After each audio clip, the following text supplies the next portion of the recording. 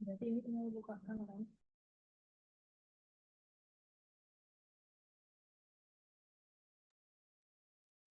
Yang kami hormati Ketua Jurusan Matematika Bapak Asep Solih Awaludin MSI, Yang kami hormati para dosen jurusan matematika.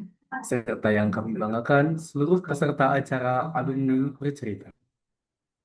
Assalamualaikum warahmatullahi wabarakatuh.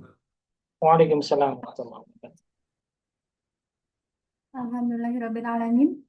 Puji dan syukur marilah senantiasa kita panjatkan kehadirat Allah Subhanahu wa Ta'ala atas segala limpahan rahmat dan karunia-Nya, sehingga kita pada hari ini bisa berkumpul dalam keadaan sehat walafiat.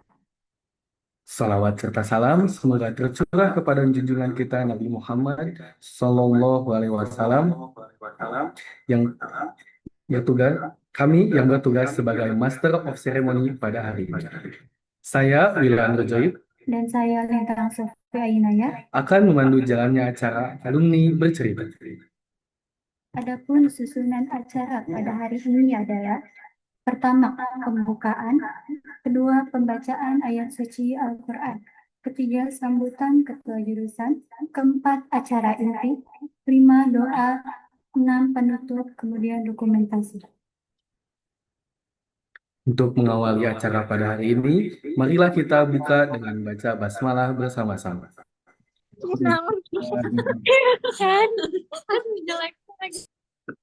Untuk menambah keberkahan acara pada hari ini, marilah kita dengarkan pembacaan ayat suci Al-Quran yang akan dilantunkan oleh Saudari Aisyah Nurul Azkia. Kepada yang bertugas kami persilahkan. Assalamualaikum warahmatullahi wabarakatuh. A'udzu billahi minasy syaithanir rajim. Bismillahirrahmanirrahim. Ya ayyuhalladzina amanu taqullaha haqqa tuqatihi wa la tamutunna illa wa antum muslimun. Wa'tasimu bihablillahi jami'an wa la tafarraqu. واذكروا نعمة الله عليكم إذ كنتم أعداء فألف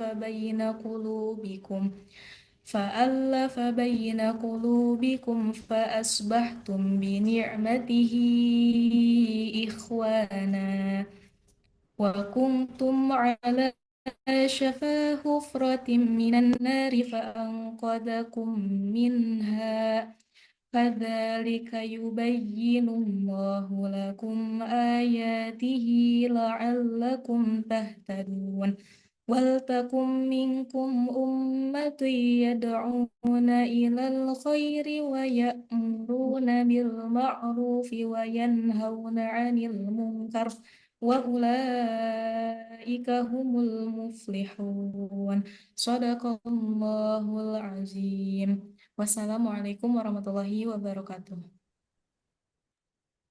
Terima kasih, semoga menjadi keberkahan bagi kita semua. Selanjutnya, sambutan dari Ketua Jurusan kepada Bapak Asep Solih Awaludin MSI, kami persilahkan. Ya, baik. Cukup jelas suara saya? Jelas ya? Baik, bismillahirrahmanirrahim. Assalamualaikum warahmatullahi wabarakatuh. Alhamdulillahirrabbilalamin. Alhamdulillahilladzi alafa baina qulubina fa asbahna bi ni'mati ikhwana. Asyhadu an la ilaha illallah wahdahu la syarikalah wa asyhadu anna Muhammadan abduhu wa rasuluh. Allahumma shalli ala sayyidina Muhammadin wa ala alihi wa sahbihi wa man tabi'ahu ila yaumil qiyamah. Amma ba'du, rabbi shrah li sadri wa yassir li amri wa hlul 'uqdatam min lisani yafqahu qawli. Alhamdulillah, puji syukur kepada Allah Subhanahu wa taala yang telah memberikan kepada kita berbagai macam kenikmatan sampai dengan hari ini.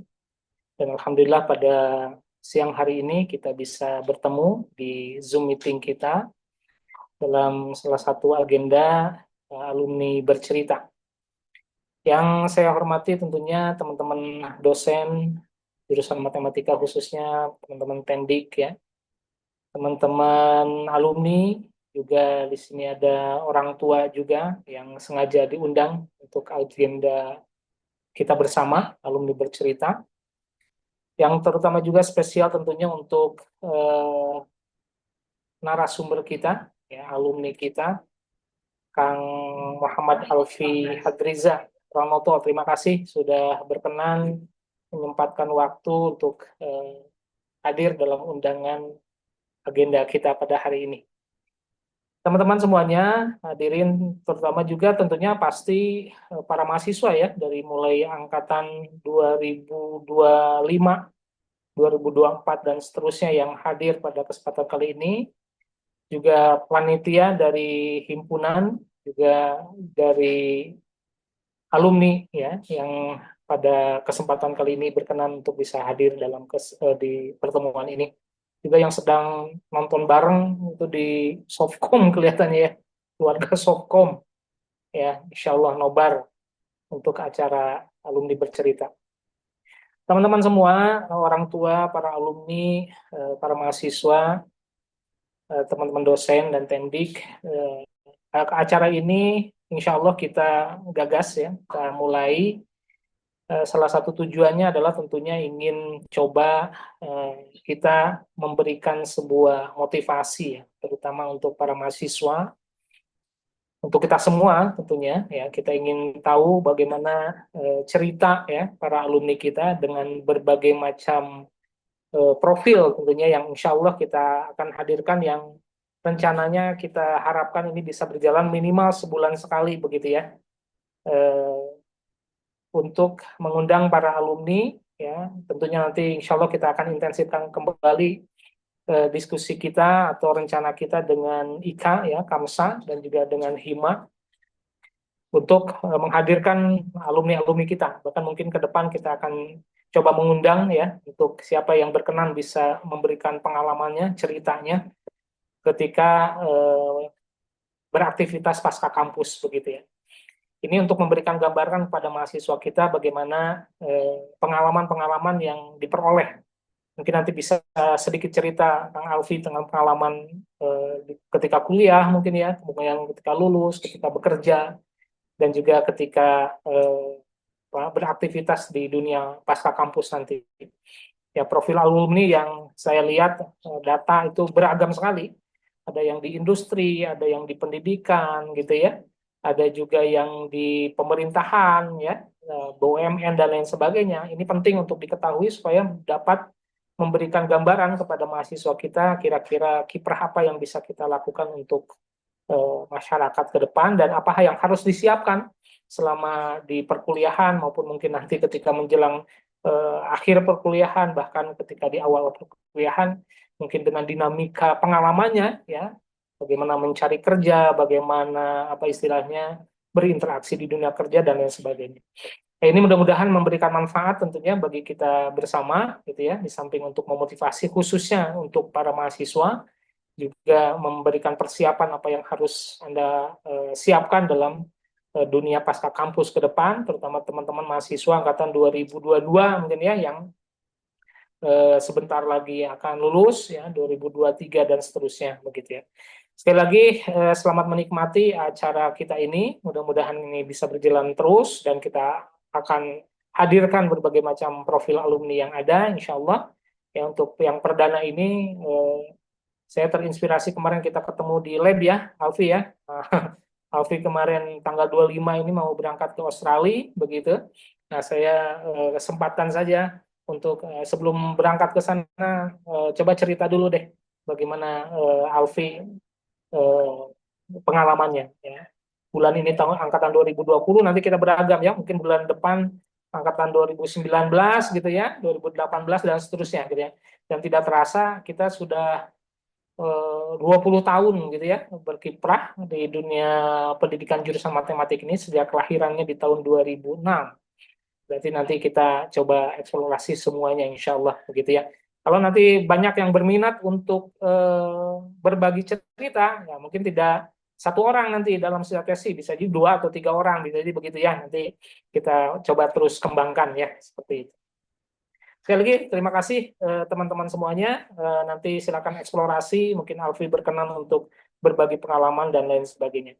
Itu saja yang bisa saya sampaikan. Terima kasih atas kehadirannya. Mudah-mudahan memberikan keberkahan bagi kita, manfaat bagi kita. Yang paling penting adalah setelah acara ini diharapkan ada satu insight lebih yang bisa Anda dapatkan sehingga Anda bisa lebih baik lagi ke depan. Itu saja saya kira. Terima kasih sekali lagi, terutama spesial untuk para panitia yang sudah menyiapkan acara ini. Aku qouli hadza, astaghfiruka wa atubu ilaik. Assalamualaikum warahmatullahi wabarakatuh. Terima kasih.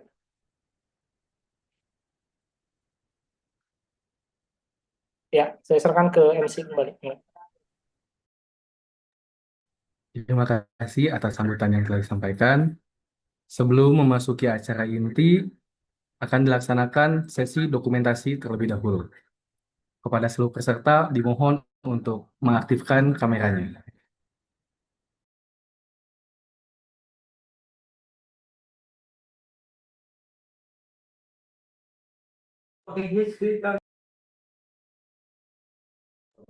Oke, aba-aba dari saya. 1, 2, 3. Selanjutnya. Memasuki acara inti.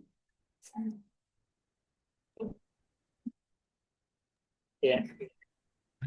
Sudah semua? Ya, ini pesertanya kebanyak 110. Oke.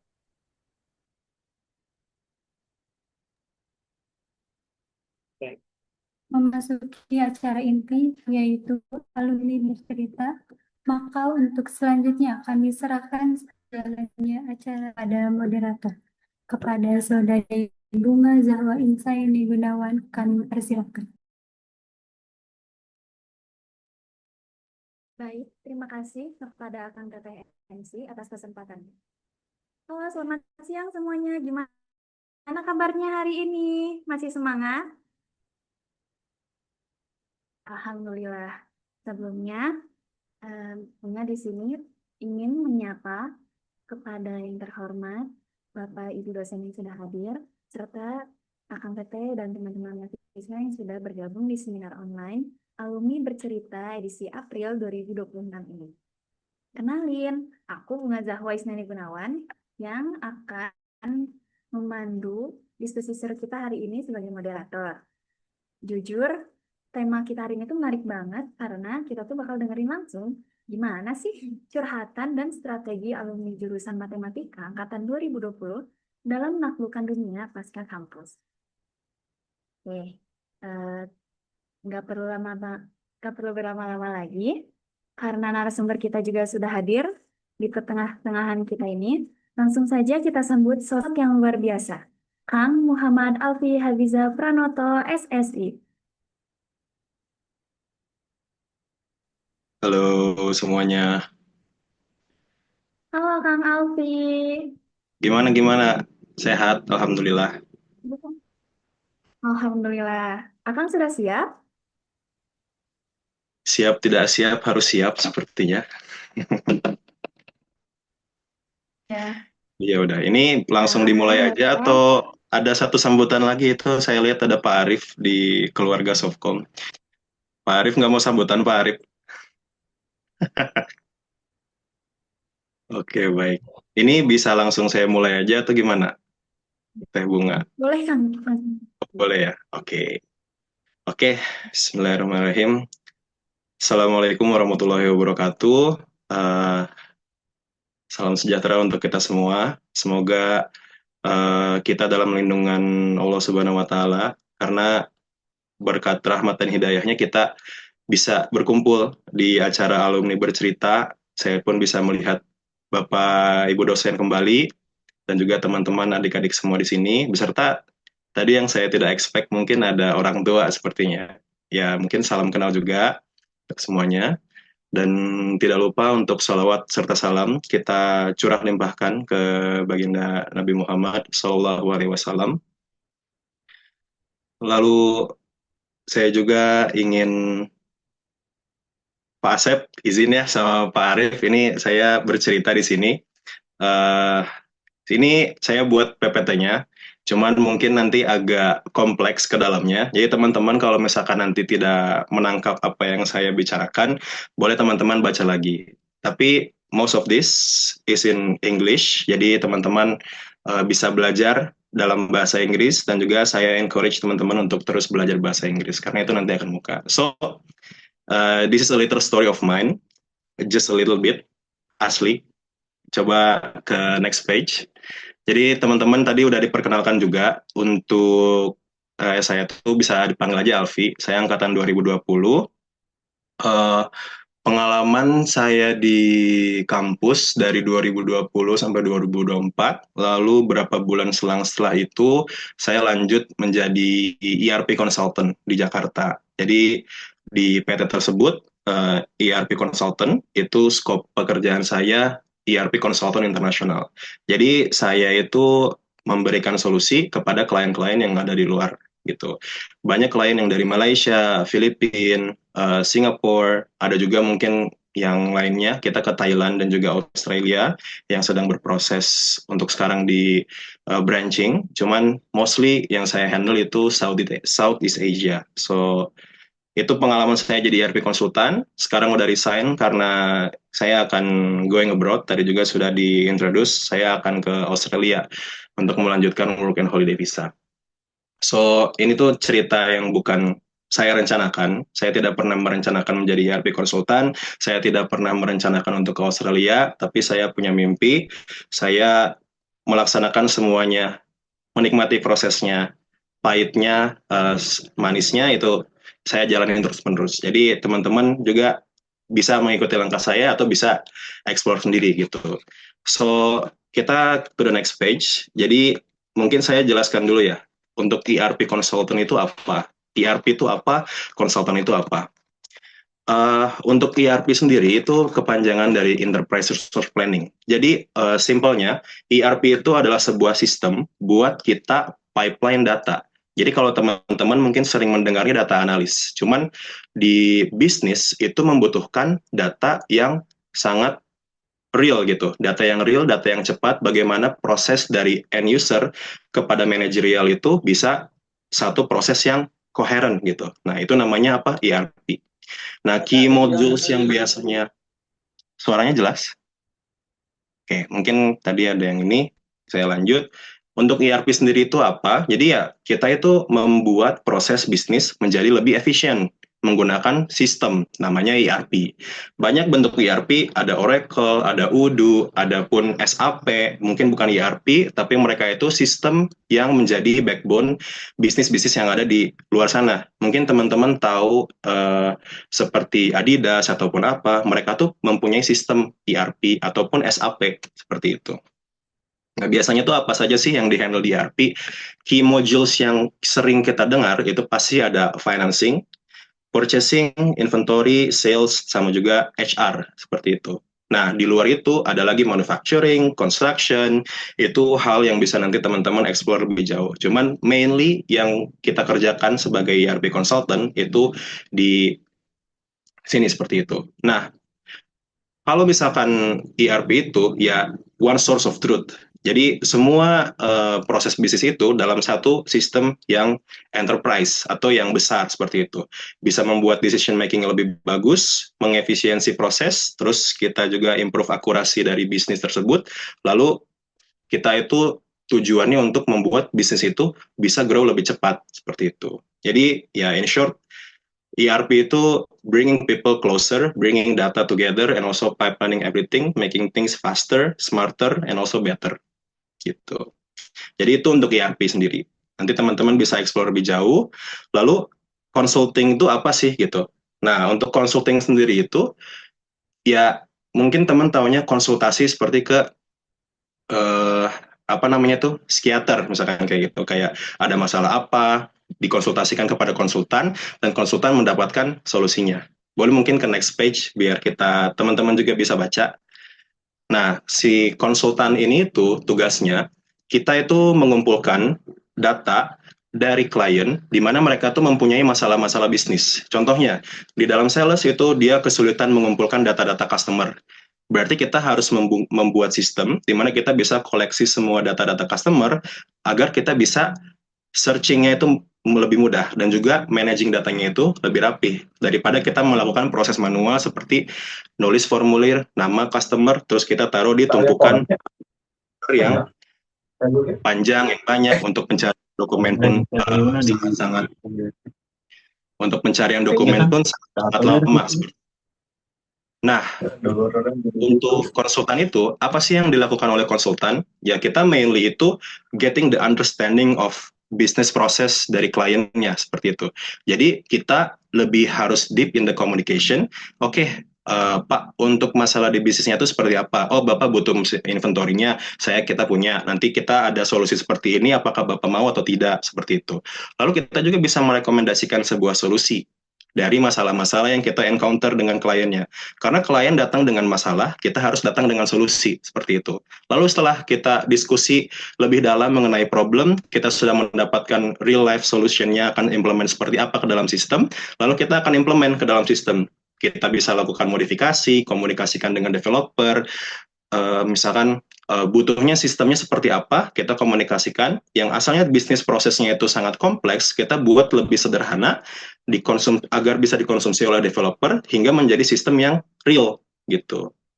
Mungkin sebelum lanjut, next-nya itu kita bisa improve dari sistemnya, lalu kita akan transfer knowledge-nya ke end user-nya. Nah, maksud dari end user ini apa? Biasanya itu di warehouse. Mungkin teman-teman kalau tahu di gudang ada yang orang scan-scan barcode, terus misalkan barang keluar masuk, terus tiba-tiba datang di depan rumah, di Shopee itu ada barcode.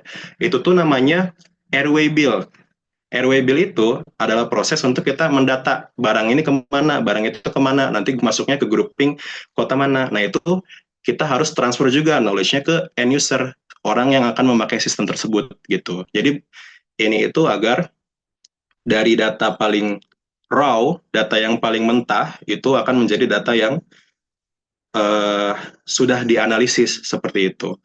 Nah, itu yang dilakukan oleh konsultan. Nah, key benefits dari organisasi, misalkan kalau teman-teman berorganisasi, yaitu kita bisa, dapat expert perspektif, terus kita juga bisa, ini tuh benefits-nya untuk klien dan juga company-company yang menggunakan ERP, itu mereka bisa saving time.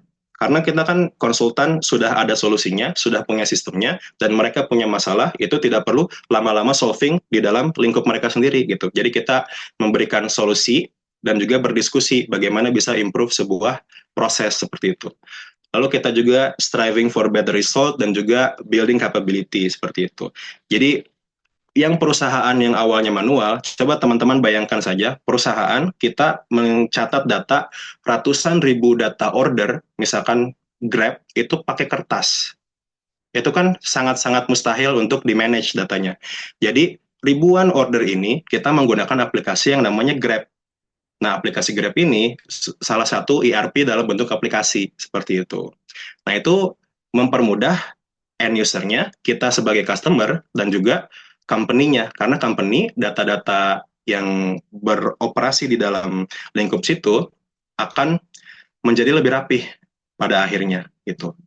Nanti masuk ke accounting-nya, nanti masuk ke inventory movement-nya, nanti masuk ke cara tracing order dari Grab-nya, driver-nya yang mana, itu kompleksitas yang lebih tinggi lagi. Cuma nanti itulah ERP dan itulah konsultan.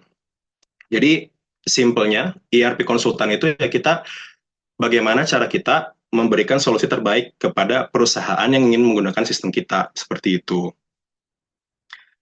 Nah, mungkin nanti teman-teman bisa baca lagi. Nah, next-nya itu adalah kerjaan saya di kantor, gitu. Nah, ini sebenarnya case yang sangat-sangat simple, jadi teman-teman mungkin bisa ikutin. Jadi untuk case saya itu, saya akan overview sebuah permasalahan dari perusahaan. Biasanya itu ada perusahaan retail, jual beli barang kayak baju, atau misalkan celana, atau apa, kayak gitu. Nah, itu namanya perusahaan retail. Nah, proses yang sering mereka lakukan itu, biasanya kan kita beli barang, purchasing. Lalu beli barang itu kita order barang buat stok kita, Nanti barang itu kita dari vendor kita taruh di gudang kita, nanti dari gudang kita jual dengan harga yang di markup agar kita dapat margin seperti itu. Nah itu kan dalam pengirimannya kita harus ada surat jalan nih. Nggak mungkin kita kalau misalkan ngeluarin barang nggak dicatat kayak gitu. Nah ini pencatatan-pencatatan ini yang akan dibantu oleh ERP ini.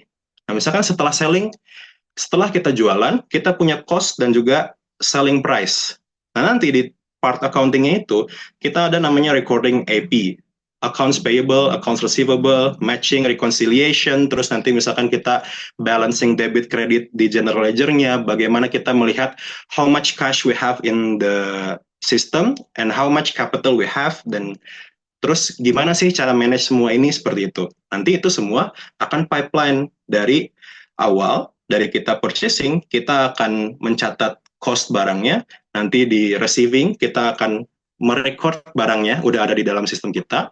Saat menjual, barang ini tuh harus dikeluarkan, berarti harus ada delivery-nya, harus ada sending lagi. Nah, lalu di accounting, di record, nanti kita bisa profit analysis. Nah, ini yang dilakukan oleh manajerial, di mana hal ini akan sangat-sangat kompleks kalau misalkan kita lakukan dengan manual, seperti itu. Nah, ini scope yang sangat-sangat sederhana. Kita beli barang, kita taruh barang, barangnya kalau udah ada yang mau beli, kita kirim, kita jual, harganya di markup, kita dapat catatan accounting. Oke, kita pemasukan sekian, pengeluaran sekian. Lalu kita cek marginnya, misalkan, oh marginnya 20.000 kayak gitu. Saya beli baju 50.000, saya jual 70.000, berarti marginnya 70.000 gitu, simpelnya. Margin itu kan sales revenue dikurangi cost of goods sold kalau bahasa di ERP itu. Jadi nanti kita kelihatan tuh gross profitnya berapa kayak gitu. Nah, bayangkan in the bigger picture semua ini terjadi dalam skala besar. Nah, teman-teman pasti kebayang kayak saya juga di Hima nyuruh nyimpan logistik juga pusing. Orang ini tuh kadang nggak naruh barang di tempat yang harus saya taruh gitu. Saya misalkan kalau misalkan speaker habis dipinjam dari jurusan, taruh lagi di jurusan kayak gitu. Tapi dia nggak ditaruh di jurusan, malah ditaruh di BMS misalkan kayak gitu. Kayak waduh, kenapa ditaruh di sana kayak gitu kan? Nah itu kan hal yang membuat prosesnya menjadi kompleks seperti itu. Nah itu tuh yang ingin kita mitigasi. Nah ini untuk proses yang overview yang simpelnya. Kita punya poin 5A. Coba kita ke next page. Nah, ini deep dive untuk proses yang tadi kita udah kenalin di awal. Oke, processing dari beli barang, naruh barang, kirim barang, jual barang dengan harga yang sudah di markup, lalu kita catat di accounting kita kelihatan profitnya. Tapi di dalam bisnis yang besar itu, teman-teman, expense itu bukan hanya berapa harga barangnya gitu. Tapi kalau teman-teman perhatikan, kita tuh beli barang. Beli barang itu namanya purchase order. Kalau di dalam sistem, bahasa sistemnya. Purchase order itu kita beli barang $10.000 misalkan. Oke, berarti kita cost-nya $10.000 gitu kan. Nah, kita receive barangnya ke toko kita. Kita punya 100 pieces barang.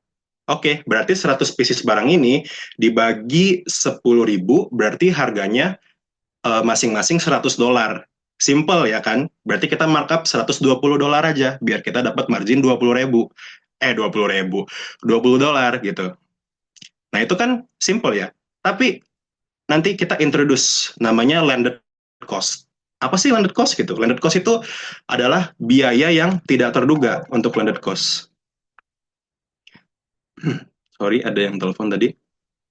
Nah, landed cost ini ada banyak landed cost yang ada di bisnis itu. Freight cost itu biaya transportasi, insurance itu asuransi, import duty, kita biaya servisnya, terus handlingnya di dock saat barang datang dari kapal ke port, dari port itu ada bayar lagi, dari port naik ke mobil truk ada bayar lagi. Alhasil in the end kita ada additional cost $1.800. Nah, berarti expense yang kita adakan itu bukan hanya 10.000 sebenarnya, tapi 11.800.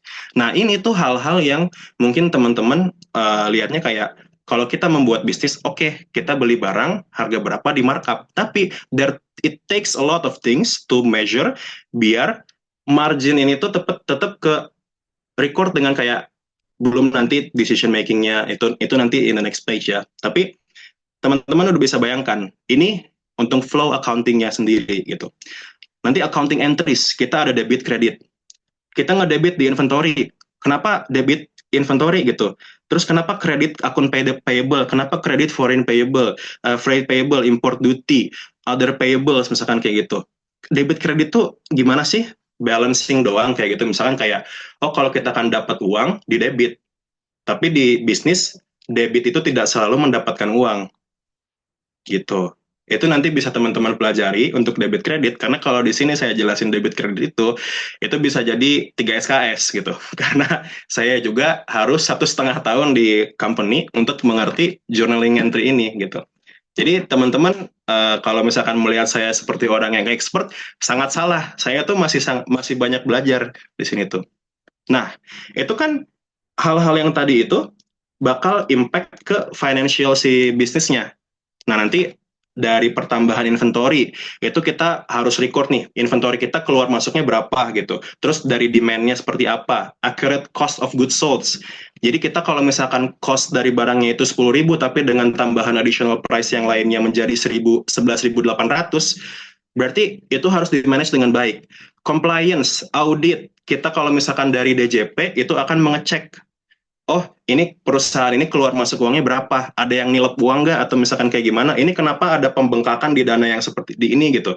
Itu kan karena biasanya ada transaksi-transaksi kecil yang tidak tertata seperti itu. Nah ini membuat ERP menjadi sangat penting di dunia sekarang seperti itu. Bahkan perusahaan-perusahaan itu sangat-sangat disupport untuk membuat ERP seperti itu. Lalu dari semua ini, kita udah punya ERP, kita pasti akan punya better profit visibility. Jadi kita cost-nya itu bukan hanya beli barang doang gitu, tapi dari transportasinya, dari expense-nya, dari nanti kita mengirim barang pakai Shopee, mau pakai GDex, mau pakai Lalamove, mau pakai pribadi, mau pakai ini, itu banyak nanti option-nya. Mau pakai kapal, mau pakai pesawat, mau pakai kapal nanti dilanjutin pesawat, itu masih banyak lagi opsinya. Jadi itu hal-hal yang perlu di-decide gitu. Makanya untuk proses manual itu sangat-sangat membebankan perusahaan seperti itu. Nah, itu nggak terlalu dalam untuk ini tuh. Coba ke next page. Nah, di luar ini ada lagi poin 5A. Coba panitia ke page selanjutnya. Nah, di luar yang tadi kita udah discuss, itu banyak difficulty lines seperti itu. Nah, ini yang beyond the basic yang aku maksud. Nah, ini tuh yang membuat ERP itu sangat-sangat kompleks. Teman-teman bayangkan, di sales itu ada kita beli barang, kita bukan hanya ngejual barang, tapi kita juga memberikan diskon, memberikan promosi, terus kita harga tawar-menawar dengan klien, gimana caranya biar marginnya tetap oke, seperti itu. Belum nanti pajak. Wah, pajak di setiap negara, di Singapura, di Malaysia, ada SGT, ada SST, ada BIR di Filipina, seperti itu. Rate of pajaknya itu beda-beda. Kalau di Indonesia HPP, atau enggak harga pajak barang mahal seperti itu kan, kayak gitu. Tapi di Singapura itu namanya SST, Sales Service Tax, atau enggak SGT, Sales Good Tax misalkan kayak gitu. Nanti persentasenya ada yang 5%, ada yang 11%, kalau di Indonesia 12%. Nah, itu kan another complexity. Terus nanti freight, logistik misalkan. Itu kayak banyak cost yang lebih kecil yang bakal nambah-nambah ke costing kita. Ada Incoterm. Incoterm itu apa, Kang? Oh, Incoterm itu kalau misalkan kita mau ngirim barang, mau kita yang menanggung jawabin semua costingnya, atau misalkan dari pihak yang mengirimnya, misalkan kayak gitu. Kan kalau misalkan Shopee, contohnya Shopee ya teman-teman, Shopee misalkan barangnya rusak kayak gitu. Yang bertanggung jawab kan bukan Shopee-nya, tapi merchant kayak gitu. Nah itu deal-dealan yang lebih banyak lagi, yang membuat kita tuh tidak bisa rigid gitu. Kita harus terus fleksibel. Belum nanti partial delivery. Vendor itu kalau ngirim barang nggak langsung 100, misalkan 20 kayak gitu. Tapi nanti stok kita bakal kurang nih. Kita ke klien ngejual gimana? Masa 20 sedangkan mereka di tanggal sekian harus 100 kayak gitu. Nah, nanti kan itu decision lagi. Payment management, kapan kita harus bayar barang? Kita COD kah? Atau misalkan bayar pas mereka order? Atau misalkan bayarnya nanti nyicil setengah-setengah per milestone? Itu kan setiap company beda-beda ya, seperti pembayarannya itu. Nah, ini nih yang kayak waktu saya masuk ke ERP, itu kayak, astagfirullah gitu, kayak, ya Allah gitu, kayak, ini tuh hal yang tidak bisa langsung ditangkap dalam sekali waktu, gitu. Jadi, inilah yang terjadi di dunia asli, teman-teman. Jadi, teman-teman pasti kayak, nanti kalau udah kerja mah gampang, pasti tinggal begini, nanti tinggal ngikutin arahan dari senior. Tapi kalau misalkan seniornya nggak benar gimana? Gitu. Belum nanti kliennya, dia ngomong, enggak, proses ini tuh udah bagus mas, gitu. Kayak, ini tuh proses yang sangat-sangat basic harusnya, gitu. Padahal, cuma dia doang yang melakukan hal tersebut, gitu. Berarti kan, everyone best practice is their best practice. Our best practice is not their best practice. Itu menjadi challenge tersendiri.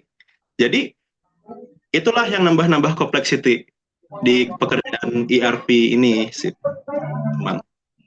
Ke shipping, customer clearance, good receiving, accounting records, paymentnya nanti seperti apa, mau bayar langsung, mau bayar ini, terus profitability analysis, nanti kayak, setelah kita jual semua, setelah kita masukin gudang, ternyata kita rugi. Kok bisa rugi? Gitu. Hal yang harus kita traceability secara langsung, kayak gitu. Nah, setiap proses yang tadi saya sebutkan, itu membutuhkan judgment, membutuhkan analisis yang lebih dalam. Makanya, orang-orang di dalam, bahkan di orang spesialis manager purchasing, itu gajinya mahal. Karena apa? Karena mereka tuh manage banyak purchasing seperti itu. Bayangin dalam skala perusahaan. Makanya ada COO, CEO, SEO lah apa gitu di atas manajer marketing, manajer ini, manajer itu, manajer apa gitu. Nah, jadi coba teman-teman bayangin, saya baru lulus kuliah, practically anak kecil gitu kan, ketemu sama CEO, Mas, kita mau memperbaiki sistem kita tuh tidak efisien.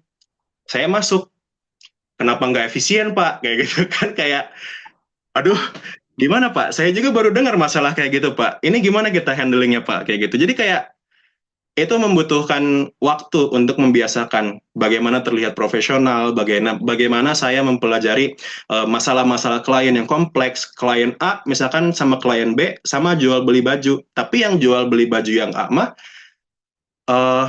dia bulking, misalkan business to business. Jual beli yang kedua itu business to customer. Ada B2C, B2B. Nanti ada e-commerce kayak gitu. E-commerce nanti harus ada integrasi dengan Shopee, ada integrasi dengan Lazada kayak gitu. Nah, itu yang menjadi tantangan kalau misalkan teman-teman memilih untuk masuk ke dunia ERP kayak gitu. Tapi jadi kan tadi yang kita manage itu banyak ya, data, timing dari barang keluar masuk, terus misalkan kayak gimana cara memberikan solusi ke klien, seperti itu, terus bagaimana kita maintain creativity under a lot of pressure, terus gimana kita manage semua ini, seperti itu. Kayaknya ini nanti teman-teman baca aja, ini kayak a brief introduction to ERP, di sini tuh banyak poinnya yang saya buat, jadi ini buat teman-teman pelajari nanti gitu. Cuman saya hanya ingin memperlihat kalau inilah kerjaan ERP consultant, seperti itu. Kompleks? Iya. Takes time? Iya. Tapi, apakah saya bersenang-senang dalam melakukannya? Iya, saya senang-senang juga. Saya ketemu kayak, ternyata additional cost itu penting, kayak gitu. Ternyata perhitungan accounting itu seperti ini. Kayak, ternyata keluar masuk barang itu seperti ini, seperti itu. Jadi, yang terjadi di sebuah bisnis besar itu sangat banyak, teman-teman. Gitu. Gimana? Ada yang mau jadi ERP consultant? Sepertinya kalau misalkan melihat kompleksitas seperti ini mah agak kuliah dulu ya Kang, beresin dulu skripsiannya gitu. Pak Sepsoli nungguin teman-teman buat setor tahsin sama jurusan sama jus 30. Oke, so moving on ke next point di poin 6. Jadi itu yang dilakukan di pekerjaan seperti itu. Mungkin terdengar kompleks, terdengar sulit, tapi teman-teman, saya juga di dalam proses mempelajari technicality dari ERP sendiri, technicalnya itu malah the second value yang saya punya seperti itu. Technicality dari understanding business itu bukan hal yang terpenting dalam menjadi ERP consultant seperti itu. Tapi saya bisa kasih ke 5 poin. Itu ada communication skill-nya yang sangat-sangat penting, project management, using proper tools for specific task, lalu adaptability sama willingness to learn. Ini yang sangat penting kalau misalkan teman-teman mau melakukan seeking job, terus misalkan nanti mau interview, ini sangat-sangat penting buat teman-teman tonjolkan seperti itu. Lalu ada business acumen. Simpelnya business acumen itu pemahaman tentang bisnis gitu. Kalau misalkan teman-teman mau masuk ke ERP konsultan gitu. Nah, ini tuh skill yang teman-teman bisa pelajari dari keseharian teman-teman. Teman-teman mungkin yang udah masuk himpunan, yang belum masuk himpunan pun bisa mempelajari seperti project management misalkan. Coba ke next page. Mungkin kita bahas satu-satu dulu. Pertama itu di communication. Nah, namanya konsultan, communication itu udah menjadi second nature gitu. Jadi saya ngomong ke klien itu sudah menjadi refleks harusnya. Nah, foundation ini itu communication itu skill untuk kita mempengaruhi orang. Makanya ini tuh namanya the foundation of impact. Kalau kita misalkan ngobrol ke orang dengan nada yang tidak pede, itu bisa jadi orang itu lihat kita kayak, ini orang gak jelas kayak gitu kan. Sorry, mau batuk. Maaf. Ini orang gak jelas ngomongnya kayak gitu. Kamu bisa nggak sih ganti konsultan? Saya nggak mau ngomong sama orang yang gak jelas kayak gitu. Itu tuh sangat mempengaruhi image dari teman-teman. Ini saya juga ngomong di depan 134 orang ini sebenarnya ngasal gitu, tapi nggak juga gitu. Ada basicnya dari cara berbicara itu. Gitu. Nah, kenapa misalkan teman-teman itu sangat butuh untuk komunikasi, itu pasti teman-teman konsultan. Teman-teman punya tim developer, teman-teman akan berbicara dengan tim-tim expert, dan juga teman-teman akan berbicara dengan klien, gitu kan? Dan klien pun expert pada bidangnya. Nah, kita itu posisinya di tengah-tengah. Jadi kita tuh sandwich. Mas, pengen sistemnya kayak gini, tapi kata developernya nggak bisa, gitu. Gimana caranya kita aligns people? Kita menyatukan antara developer dan juga klien. Jadi kita menyambungkan. Karena kalau misalkan ngomong bisnis, ya pasti sama orang bisnis. Kalau ngomong coding sama technical, ya ngomongnya sama developer. Nah, saya apa? Saya konsultan. Saya bisa bisnisnya, saya bisa teknikalnya gitu. Jadi kita tuh acts like a middleman gitu. A good middleman, makanya kalau misalkan kita punya ide yang bagus banget kayak, oh buat ulang tahun matematika, kita pesta kembang api aja di dalam gedung kayak gitu. Kan keren banget gitu kan. Kayak gitu, jedar, bebeledagan kayak gitu. Cuman ngomongnya kayak, bakar petasan yuk di gedung Al-Jamiah kayak gitu, kayak kamu nanaonan ke gedung Al-Jamiah main petasan kayak gitu kan, liar kayak gitu, padahal idenya bagus. Cuman kalau misalkan ngomongnya convincing, bisa aja di ACC sama Pak Asep Solih gitu ya kan Pak. Gitu. Jadi komunikasi itu sangat-sangat penting teman-teman. Lalu kita juga dari komunikasi tadi kita building trust, lalu drive result kayak gitu. Kalau kita misalkan mengkomunikasikan semuanya dengan baik, itu tuh akan membuahkan sebuah hasil seperti itu. Mau hasilnya buruk, mau hasilnya bagus, yaitu berdasarkan komunikasinya gitu. Oke, sejauh ini oke lah ya, masih kayak komunikasi mah saya juga sering dengar ini mah gampang lah kayak gitu. Saya ngomong ke orang A B C D E F G kayak gitu, dia harusnya ngerti. Enggak kayak gitu. Different type of people have different type of approach. Ada buku yang saya baca untuk mempelajari sosial, itu namanya Surrounded by Idiots. Ya, di sekitar saya itu orang-orang yang bodoh, menurut saya gitu. Padahal sebenarnya mereka itu tidak bodoh. Mereka itu hanya memiliki cara pandangnya sendiri. Gitu. Jadi teman-teman itu jangan judging kalau kenapa sih dia tuh rajin banget ke kampus, misalkan nggak mau main sama saya gitu. Dia juga bakal mikir, ini orang kenapa main mulu sih? Nggak fokus sama kuliahnya kayak gitu. These two different people. Nggak akan nyambung gitu. Kalau kalian tidak mau mempelajari satu sama lain gitu.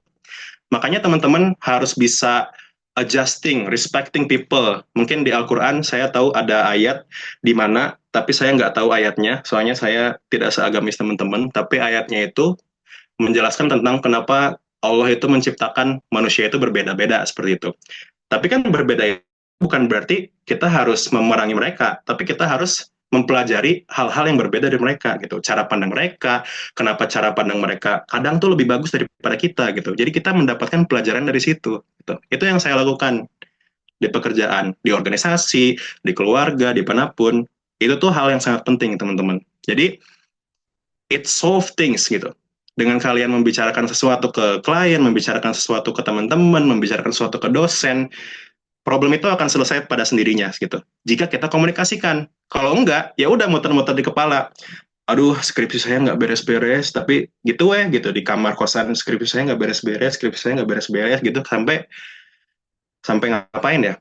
Makan mungkin habis itu atau ngapain kan nggak tahu ya gitu orang-orang gitu. Cuma ya gitu. Kalau misalkan kita terus berputar-putar di dalam pemikiran kita tuh nggak akan grow seperti itu. Nah, terus gimana sih biar kita tuh komunikasinya tuh bagus dan efektif seperti itu? Kalau kita misalkan ingin berkomunikasi dengan baik, kita pun harus menjadi pendengar yang baik. Teman-teman sering dengar kan?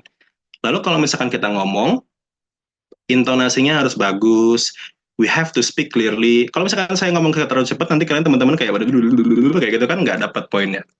Tapi kalau misalkan saya ngomong dengan intonasi yang jelas, ada penekanan dalam setiap poin, dan juga ada pause, dan tidak ada itu jadi enak ngobrolnya gitu. Jadi point of pointnya, oh ngerti nih si Akang ini ngomong apa kayak gitu. Mungkin ada teman-teman yang nggak ngerti gaya ngomong saya, tapi ya ginilah saya gitu. Konsultan yang selengean kayak gitu kata ini. Cuman ya, terus saya juga harus structuring the message. Teman-teman kalau ngomong harus ada pembukaan, isi, dan penutup kayak gitu. Kalau teman-teman nggak ada pembukaan, orang pasti kayak kalem-kalem. Ngomong naon ya gitu, kayak kalian ngomong apa nih kayak gitu. Introduction dulu kayak gitu. Tiba-tiba ngegosipin sesuatu, tahu nggak sih itu bla bla bla bla bla bla bla kayak gitu kan. Kan ada introduction-nya dulu kayak gitu. Orangnya siapa, ininya apa, terus masalahnya apa, seperti itu. Tapi kalau nggak ditutup, nanti panjang terus. Oh, Kang, ini begini, sampai berbusa. Nggak beres-beres. Makanya kalian harus mempelajari cara structuring your word better, kayak gitu. Biar apa? Biar orang tuh mendengar, nggak terlalu panjang gitu ngobrolnya. Lalu saya juga harus adapting to my audience, lalu cek dan juga follow up dari pertanyaan-pertanyaan. Misalkan kayak saya nanya, Pak, jadwal buat bimbingan kapan, Pak? Nanti saya kabari ya kayak gitu. Tapi nggak di follow up. Ya udah, kalian teh di situ aja gitu. Nggak akan kemana-mana gitu. Jadi selalu 5 poin ini teman-teman harus apply juga kayak gitu. Nah ini bisa diaplikasikan di keseharian teman-teman, kalau misalkan meeting, public speaking, kalau misalkan teman-teman kerja, dimanapun ini bakal teraplikasi dengan baik kayak gitu. Kalau misalkan saya titik beratkan di paling bawah, itu key point-nya itu, the best solution fail when communication fail. Kalian itu punya solusi terbaik, tapi kalian nggak bisa ngomongnya kayak gitu. Itu pasti akan kelihatan jelek. Jadi idenya juga menjadi gagal, seperti itu. Makanya komunikasi yang baik itu sangat penting. Nah ini teman-teman harus pelajari sebelum nanti sidang skripsi ya, soalnya sidang skripsi pasti ditanya-tanya terus. Cuman kalau teman-teman ngomongnya ragu-ragu, ya begitulah dosen. Waduh, sorry. Next ya, itu tadi communication, seperti itu. Lalu next poinnya itu, kita ada project management. Nah, konsultan itu basically mini project manager. Saya itu nge-handle developer, dan juga saya nge-handle klien. Pusing dong, ngobrol ke klien gini, nanti developer ada isu, kita harus bantu selesaiin juga. Tapi nanti klien minta, besok meeting bisa nggak buat liatin sistem kayak gitu. Tapi sistemnya rusak kayak gitu, gimana? Kayak gitu, kayak, pusing. Makanya kita harus managing project better kayak gitu. Nah, kita tuh harus punya yang namanya project life cycle gitu. Nah, project life cycle itu terdiri dari 5 step. Kita tuh harus inisiasi dulu. Jadi inisiatif yang bagus itu akan menjadi project management yang bagus juga gitu. Dari initiate kita structuring dulu nih. Oke, project ini mau jalannya seperti apa? Kita mau meeting sama klien, requirement gathering itu kapan? terus nanti kita developmentnya dari tanggal berapa sampai tanggal berapa. Nah, itu masuknya ke nanti planning kayak gitu. Jadi kita initiate dulu, kita planning, nanti setelah kita punya struktur planning yang fix kayak gitu, udah jelas, baru kita eksekusi. Nggak bisa kita langsung eksekusi kayak, Mas, ini langsung dimodifikasi ya, padahal kliennya belum ngomong itu harus dimodifikasi, misalkan kayak gitu. Makanya kita harus planning dulu. Nah, setelah kita eksekusi, masuk ke development, kita tinggal monitoring, kita kontrol, terus react dari apa yang terjadi dalam proses kita yang sudah kita planning, lalu kita akan close dari projectnya tersebut. Jadi gimana kita memulai projectnya dan gimana kita ending projectnya, itu kita harus punya life cycle yang jelas gitu. Kalau di kantor saya itu requirement gathering, nanti habis itu development phase, habis development phase itu ada user acceptance testing, nanti ada training session, nanti habis training session ada go live gitu. Kita live to the real system buat kliennya gitu. Jadi ini jelas step by step-nya dan kita tinggal breakdown lagi what to do in requirement gathering, what to do in UAT session, what to do in development seperti itu kan. Nah, itu yang harus kita manage kayak gitu. Nah, teman-teman juga bisa cek ini tools yang sering saya gunakan untuk melakukan project management. Teman-teman kalau misalkan bisa pakai spreadsheet, Google Doc, Google Drive, Google Slide, itu udah sangat-sangat cukup. Tapi di luar itu kita juga punya Jira. Jira itu project management system. Jadi kita tuh bisa tracking task-task kita. Hari ini mau ngapain, besok mau ngapain, next week mau ngapain, next month mau ngapain, next year mau ngapain, itu kita ada planningnya seperti itu. Terus ada GitHub dan juga Gather. Nanti itu tuh buat komunikasi, untuk GitHub itu untuk codingnya gitu, untuk kita maintain. Nanti teman-teman bisa explore sendiri lah, kayak gitu. Nah, kalau managing project itu teman-teman harus people comes first gitu. Jadi walaupun teman-teman harus ada self-respect, teman-teman tuh menghandle project yang sangat-sangat besar gitu. Saya nge-handle company sampai 10 project.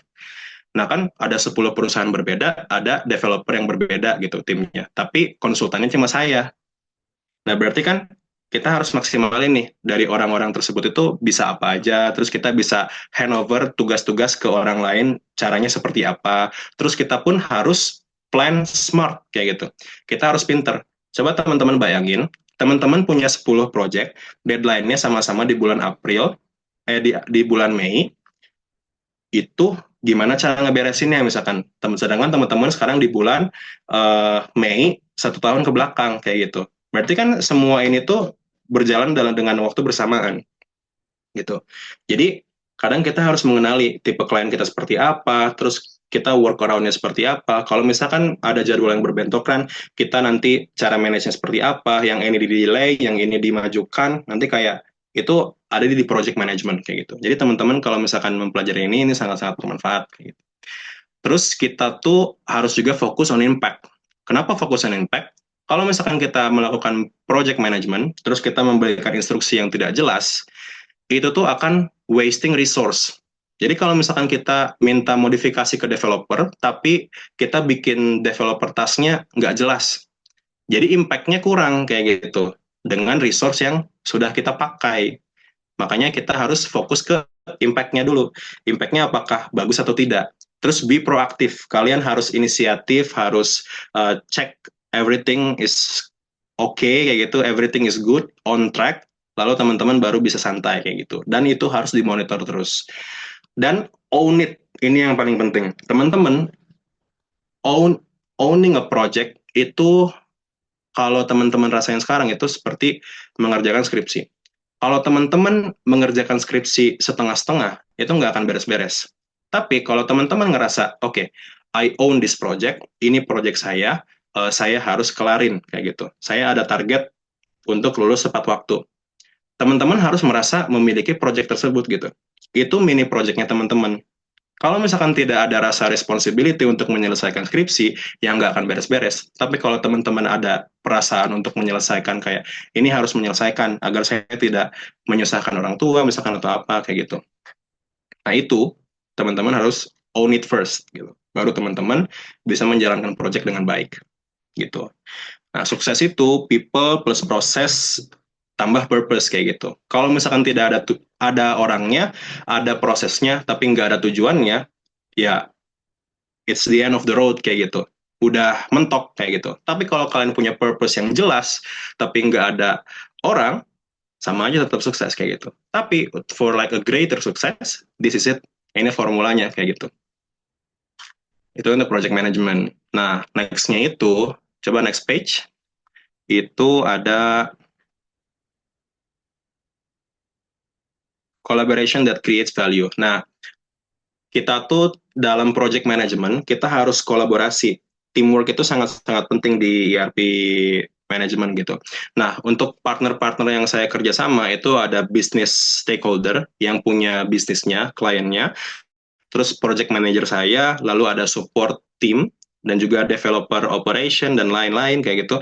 Ada juga development team, ada QA and testing team, dan juga stakeholder-stakeholder lain, manajemen perusahaan seperti itu. Nah, ini kan kita banyak nih elemen-elemen yang ada. Nah, kita tuh gimana caranya kita kolaborasi dengan orang yang tepat seperti itu. Kalau misalkan kita ngomong technical, berarti kan ke orang developer. Kalau misalkan kita ngomong bisnis, berarti ke stakeholder bisnisnya gitu. Nah, itu yang harus kita terus olah gitu. Kita kalau misalkan collab dengan orang, itu tidak asal-asalan, tapi it serve a purpose gitu. Karena creating value itu, kita harus memberi value juga. Kalau misalkan teman-teman tahulah pertambahan perkurangan, itu kan kalau misalkan kita nggak memberikan angka yang besar ya segitu juga kan kayak gitu. Jadi start with a value, then multiply it to a greater value by working with others gitu. Karena teman-teman kalau melakukan semua ini sendiri, teman-teman itu nggak bisa ngapa-ngapain kayak gitu.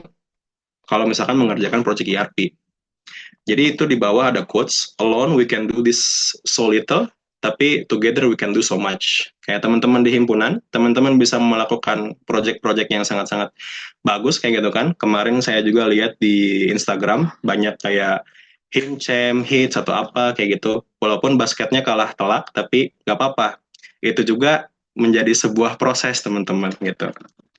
Itu juga ada value-nya teman-teman menjadi lebih solid seperti itu. Tapi nggak apa-apa itu mah ya. Bukan saya diskredit, tapi teman-teman sudah berjuang.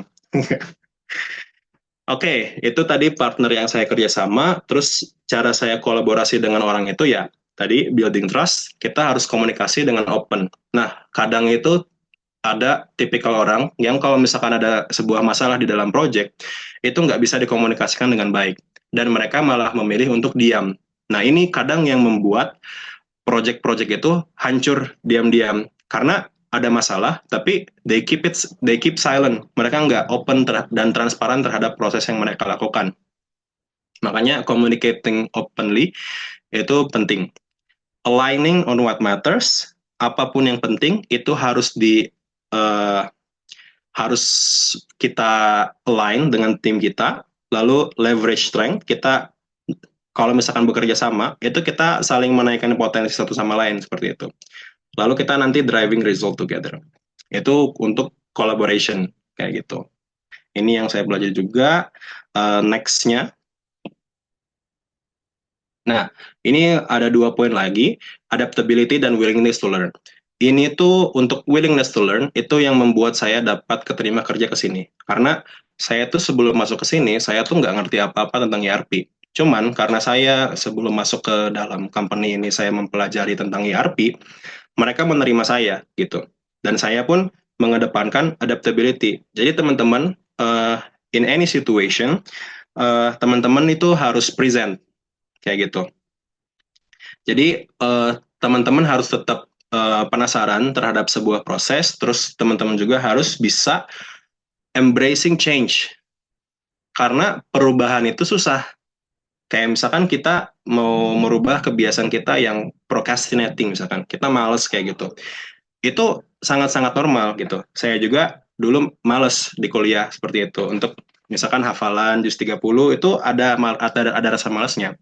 Cuman untuk kita tetap maju, ya we have to embrace the change. Kita harus pindah ke posisi yang lebih baik lagi kayak gitu. Terus kita harus continue learning, adapt and adjust. Kalau misalkan ada perubahan apa, kita adjust. Kalau misalkan ada teknik-teknik baru, kita apply and improve kayak gitu.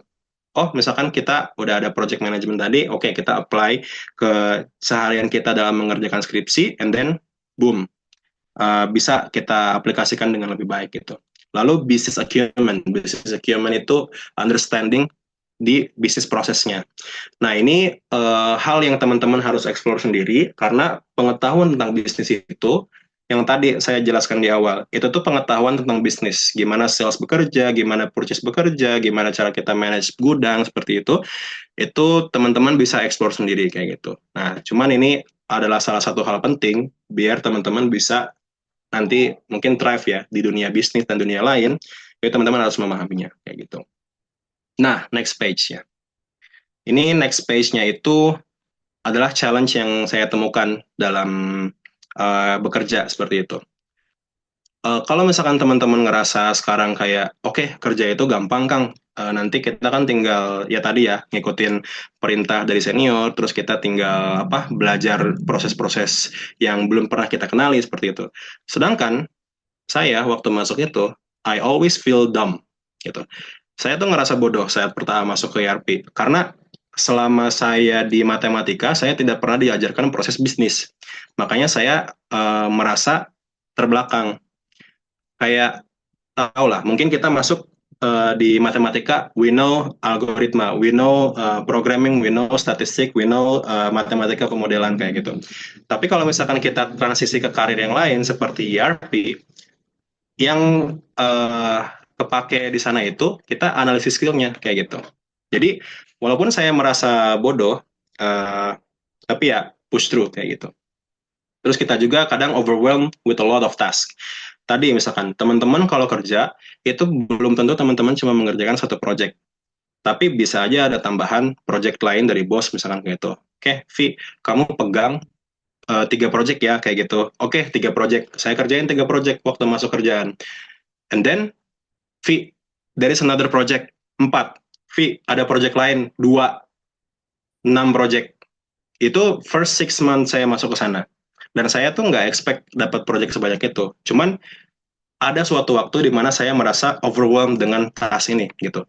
Saking banyaknya yang mau dilakukan, saya tuh bingung mau ngapain. Jadi saya tuh malah procrastinating gitu. Which is the second challenge. Urge to procrastinate. Kalau misalkan pekerjaannya tuh sangat-sangat besar, kita tuh selalu merasa kayak, berat ngejalaninnya kayak gitu. Nah, itu sering banget saya malas untuk ngerjain tugas-tugas saya di kerjaan, yang membuat saya tuh jadinya nggak dikerjain kayak gitu. Terus outside pressure, client, management, finance, dan juga family. Balancing teman-teman dari ekspektasi, mungkin ekspektasi keluarga, ekspektasi klien, ekspektasi dari manajemen teman-teman, CEO teman-teman, nanti itu akan menjadi challenge-nya tersendiri. Karena mereka, they will expect the best out of you. Tapi teman-teman selalu ngerasa, saya sudah mengeluarkan yang terbaik.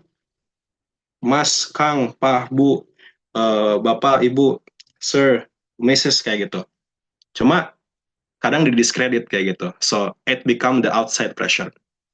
Jadi, ini tuh yang benar-benar membuat saya tuh jatuh di pertama-tama saya kerja di ERP. Karena saya merasa bodoh, saya merasa tidak bisa apa-apa, saya merasa malas mengerjakan tugas yang besar, saya juga overwhelmed dengan tugas-tugas yang besar yang saya tidak kerjakan. Yang itu akan terus menimbun, jadinya depressed, gitu. Kita pusing, kita nggak tahu mau ngapa-ngapain, kita kabur, atau nggak kita get the easy way out, kayak gitu.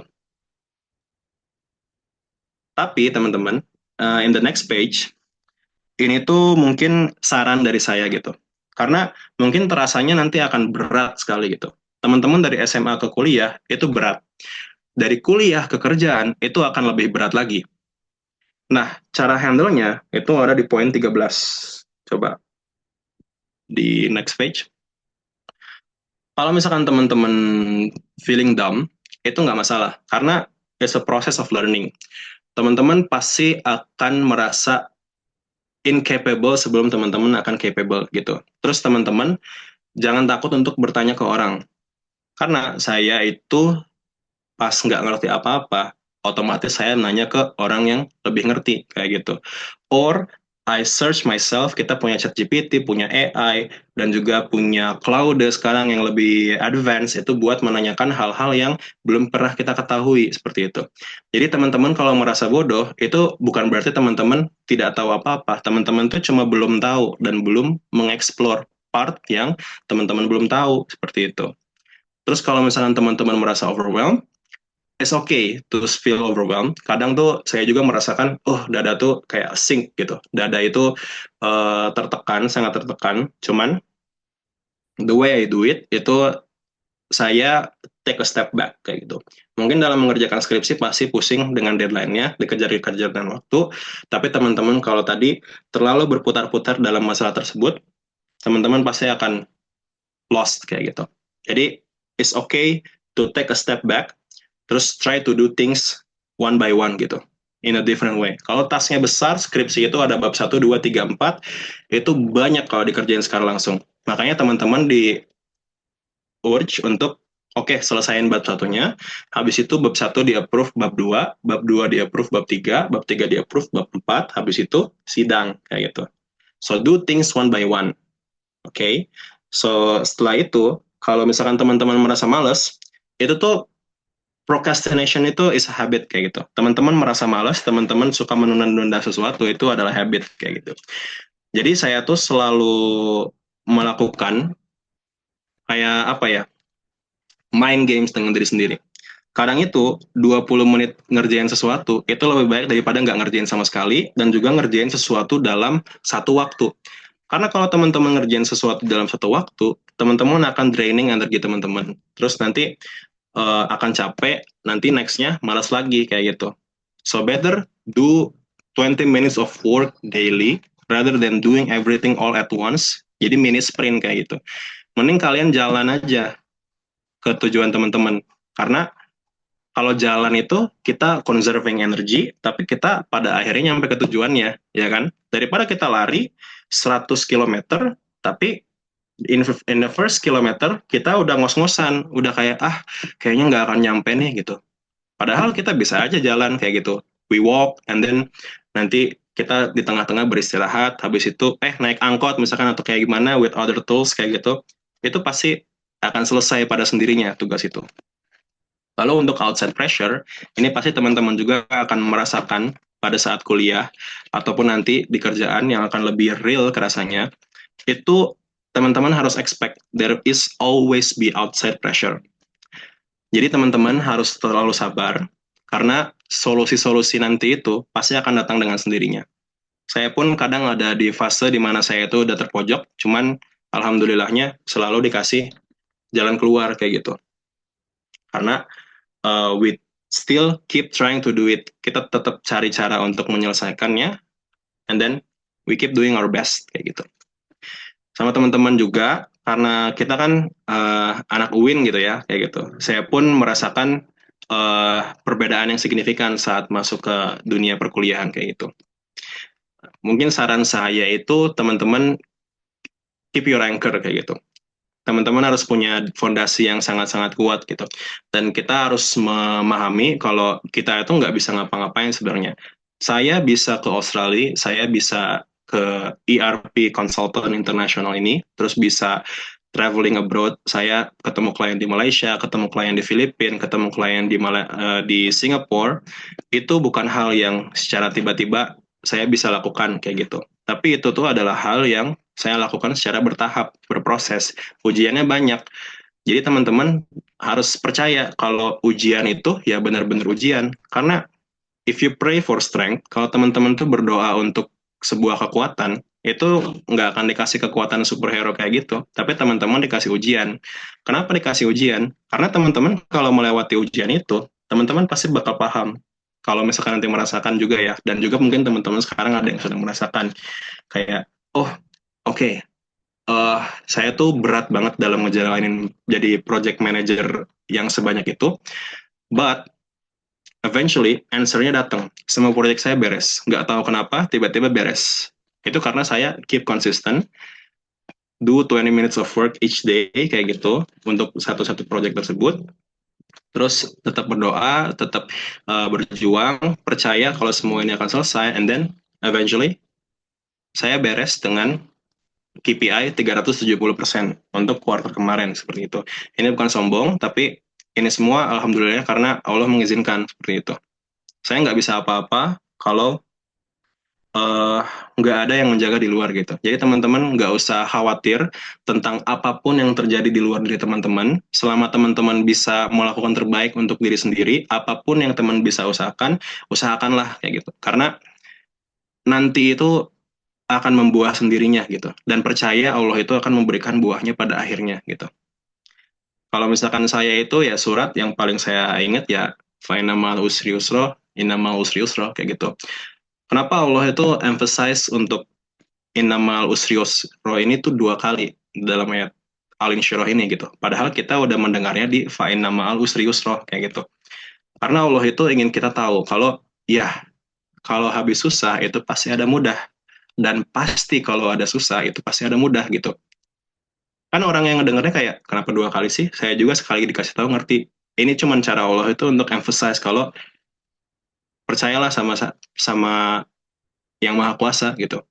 Karena semuanya nanti pada akhirnya akan selesai gitu. Have faith, have the grit, terus teman-teman harus kuat, harus apa kayak gitu kayak itu mah nanti teman-teman bakal merasakan sendiri gitu. Cuman kalau ini bisa membantu teman-teman, ya alhamdulillah gitu. Mungkin ini cara Allah untuk memberikan saran ke teman-teman. Cuman ini yang saya rasakan selama pekerjaan. Susah, seneng, penasarannya banyak kayak gitu, tapi banyaknya lebih ke susahnya, lebih ke ujiannya, ada masalah dengan ini, masalah dengan itu, masalah dengan manajer, masalah dengan klien, terus nanti ada masalah dengan sistemnya tidak berjalan, kliennya marah atau apa kayak gitu, it's all the challenges gitu. Jadi one day you can overcome it. Dan saya bisa meyakini teman-teman semua pasti bisa kayak gitu. Kalau misalkan saya bisa, padahal saya tuh ya sama aja sama kayak teman-teman gitu waktu kuliah. Saya sempat nginep di Softcom, sempat nginep di BMS, ikut masak-masak, ngeliwet lah, ngapain, ngumpul sama teman-teman kampus, terus ngobrolin hal-hal yang nggak penting gitu, skripsi susah kayak gitu. Ya itulah saya yang dulu gitu. Cuman karena saya sudah terekspos ke dunia pekerjaan, ya inilah yang saya bisa sampaikan ke teman-teman kayak gitu. Teman-teman harus maksimalin potensi teman-teman di kuliahan teman-teman sekarang gitu. Karena Pak Asep gitu, Pak Arif selalu ada saran-saran yang bisa kayak oh nanti kerja tuh seperti ini, nanti kamu tuh kenapa misalkan banyak tugas sekarang kayak gitu kayak itu nikmatnya aja prosesnya gitu. Itu sangat-sangat berguna buat saya waktu selama perkuliahan di UIN ini ya apalagi gitu. Dan nilai-nilai akidahnya pun sangat-sangat tertanam gitu. Yang membuat saya tidak tersesat di Jakarta. Karena mungkin teman-teman tahu Jakarta with kebebasan yang itu kan kadang orang tuh terlena gitu ya gitu. Cuman untuk kuliah di UIN ini ya it's a blessing also gitu. Oke, malah jadi curhat. Kita next aja gitu ya. Itu tadi advice buat saya. Teman-teman nanti bisa baca lagi. Ini akan saya share juga nanti buat semuanya. Oke, next page. Itu perihal going abroad. Oke, kan tadi teman-teman dengar saya itu dapat visa ke Australia. And 25th of April itu saya akan berangkat ke Australia untuk menitihkan karir di sana kayak gitu. Jadi teman-teman untuk kerja di luar negeri itu sangat-sangat possible teman-teman. Nah, jalannya itu banyak. Visa yang saya dapatkan itu salah satu dari banyak jenis visa lainnya. Visa yang saya punya itu work and holiday visa. Jadi yang teman-teman harus siapkan yaitu hanya nanti tuh ada English test internasional. Teman-teman cari aja di Google. Mungkin harus sedikit nabung untuk persiapan ke luar negeri ini itu karena biaya kita untuk terbang ke luar negeri itu sangat-sangat besar dan itu saya banyak nabung untuk hal ini gitu. Lalu secara finance pun harus dipersiapkan dengan matang kalau misalkan teman-teman ingin keluar negeri. Cuman saya lebih disarankan teman-teman cari visa lain yang bisa daftar dengan gratis. Contohnya apa? LPDP. LPDP kan bisa daftar gratis. Walaupun nanti teman-teman harus kembali ke Indonesia, cuman you get experience outside of Indonesia. Yang itu sangat-sangat menurut saya itu pengalaman di luar negeri itu dibanding di Indonesia sangat berbeda gitu. kerja di Indonesia dan kerja di luar negeri itu respeknya berbeda seperti itu. Mungkin di Indonesia kita kayak ya beginilah gitu Indonesia, kalian juga tahu apa yang terjadi di Indonesia sekarang. Cuma di luar negeri itu they respect a lot of your effort kayak gitu. Jadi klien-klien saya pun kita ada mutual respect jadinya dalam bekerja itu. Enggak saling menuntut, enggak saling apa-apa kayak gitu. Ada student, balik lagi ya tadi, ada student visa, ada skilled worker visa, itu nanti buat orang yang udah kerja skilled, terus ada employer sponsor, dan juga temporary graduate visa. Nah ini tuh teman-teman nanti bisa cari ke website-website resmi dari pemerintahannya kayak gitu. Nanti bisa teman-teman cari aja untuk visa-visa lainnya. Misalkan teman-teman mau ke Jepang, itu ada I1, I2, atau I berapa kayak gitu. Kalau misalkan mau ke Australia, ada work and holiday visa, ada study visa, ada pun student exchange yang jelas di UIN Sunan Gunung Jati Bandung ada. Itu teman-teman ikutin aja programnya. Nanti teman-teman pada akhirnya akan terekspos. Tapi kalau misalkan mau ke luar negeri, ada jalan lain buat teman-teman bisa bertemu dan bekerja dengan international client. Yaitu teman-teman cuma cari perusahaan multinasional. Kayak saya. Kayak saya kan dapat perusahaan multinasional. Kliennya itu ke luar negeri. Nah, itu udah mengekspos teman-teman ke kerjaan di luar negeri kayak gitu. Nah, benefitnya dibandingkan teman-teman harus cari visa yang seperti saya, karena ini tuh lumayan costly ya untuk mendapatkan visa yang saya pegang kayak gitu. Cuman banyak jalan-jalan lain. Jadi seperti kerja di Indonesia, tapi klien internasional, itu salah satu jalannya juga kayak gitu. Benefit dari kerja di tempat seperti yang saya, ERP internasional, apalagi atau misalkan kayak finance advisor internasional, kayak advisor apa internasional, kayak supervisor internasional kayak gitu, itu bakal improve English communication teman-teman kayak gitu. Jadi teman-teman juga bisa ngerti standar orang internasional kerja itu seperti apa, terus bisa lebih komunikasi Inggrisnya lebih percaya diri, lalu teman-teman juga pasti akan menemukan nanti opportunity di dunia global kayak gitu. Karena kan sekarang udah eranya globalisasi, sudah harus menjadi second of nature teman-teman mengerti bahasa Inggris. Because the way I being confident in speaking in English is basically me speaking for a year in my office right now. So for you to be able to have the confidence to speak in English, you have to try to speak to your friends, to your colleagues, to speak to the mirror and say anything yourself kayak gitu. Terus ya begitulah kayak gitu. You have to try, kamu harus coba, harus terus mengulangi, harus terus ya dipaksakan lah. Allahumma paksakan, itu doa udah paling benar. Astagfirullah. Ya, dipaksa. Pasti lama-lama bisa.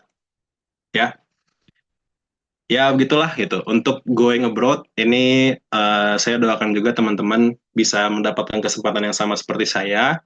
Nanti teman-teman bisa cek aja di Dirjen Imigrasi. Itu dia ada program yang jelas-jelas untuk visa ke luar negeri. Kemendikbud juga ada. Ke website resmi pemerintahan luar negeri juga ada untuk mencari visa-visa luar negeri. Itu optionnya banyak banget. Mau ke Jerman bisa belajar bahasa Jerman, cuma saya nggak ngerti Jerman, teman-teman cari aja sendiri. Itulah mungkin going abroad. Mungkin that's the last thing. Next-nya itu cuma thank you sepertinya. Jadi kalau misalkan dari saya, sudah sangat cukup. Teman-teman kalau misalkan ada pertanyaan, saya sangat terbuka akan pertanyaan teman-teman. Mungkin nanti teman-teman kalau misalkan mau baca-baca ini, nanti saya share juga. Panitia bisa langsung share. Oke, all good. Kalau misalkan nggak ngerti, nggak apa-apa gitu. Saya juga ngomong nggak jelas kadang, tapi saya harap apa yang saya sampaikan tadi, ada yang sedikitnya itu bermanfaat buat teman-teman. Jadi terus belajar, terus bertanya ke orang yang lebih ngerti, biar teman-teman bisa mendapat POV-POV baru. Dan saran saya juga ya, teman-teman tuh harus try to respect others yang punya different point of view, kayak gitu. Kadang tuh orang tuh cuma belum ngerti doang, kadang orang itu emang punya POV yang berbeda, kayak gitu. So, itu yang sering terjadi di dunia kerja. Kayak misalkan orang ini sebenarnya nggak ngerti, kayak gitu. Cuman kita tuh trying to get her to understand, trying to get him to understand, malahnya jadi konflik kayak gitu. Mungkin bisa kita try a different approach yang lebih baik instead of bikin dia kayak lu tuh nggak tahu apa-apa kayak gitu. Instead of bilang kayak lu nggak tahu apa-apa, oh itu menurut pendapat lu kayak gitu. Tapi kalau misalkan saya, sepemahaman saya tuh begini begini begini begini, saya dapat dari dokumen ini tuh eh, datanya realnya seperti ini, bukan seperti yang Mas bilang kayak gitu. Tapi nanti Mas boleh cek verifikasi apakah itu benar atau tidak kayak gitu. And then they check themselves. Apparently they are wrong misalkan kayak gitu. Dan mereka akan bisa lebih menerima hal tersebut ketimbang kita pointing fingers kayak you don't understand, kamu itu nggak ngerti apa-apa tentang saya, nggak ngerti apa-apa tentang orang ini gitu, kamu nggak berhak uh, ikut conversation ini kayak gitu. It's really bad. Saya saranin teman-teman getting to understand each other, apalagi di himpunan, apalagi di kuliah, itu sangat-sangat membantu nanti di dunia pekerjaan kayak gitu. Jadi teman-teman bakal ngerti kenapa ada orang tuh kayak begini gitu, kenapa ada orang tipenya kayak begini, kenapa orang ini bisa nyambung sama saya, itu teman-teman juga ngerti kenapa misalkan alasannya kayak gitu. Oke, dari saya cukup sekian. Saya kembalikan lagi ke Teh Bunga. Baik, terima kasih ya, Kang. Wah, keren banget ya. Boleh dong kasih applause-nya dulu buat Kang Alfi. Nah, tadi kan kita semua udah dengar ya, bagaimana prosesnya Kang Alfi, terus bagaimana juga proses dalam perusahaan itu seperti apa, dan dari konsultan itu juga, dan skill yang harus kita punya, dan hambatan di dunia pekerjaan itu seperti apa gitu ya. Nah, maka dari itu, sekarang giliran eh, kita para pendengarnya untuk bertanya atau konsultasi langsung kepada Kang Alfinya. Jadi sekarang kita akan masuk ke sesi tanya jawab. Nah, di sesi tanya jawab ini, Bunga mau kasih aturannya dulu ya. Yang pertama itu nanti akan membuka 2 sesi dan masing-masing itu 3 orang penanya, masing-masing sesi itu. Lalu eh, teman-teman bisa bertanya setelah Bunga persilakan dan juga setelah persilakan baru sampaikan pertanyaannya. Nah, apakah dimengerti? Baik, kalau begitu, bagi yang sudah penasaran atau sudah ingin bertanya langsung kepada Kang Alfinya, boleh langsung aja ketik fitur raise hand-nya.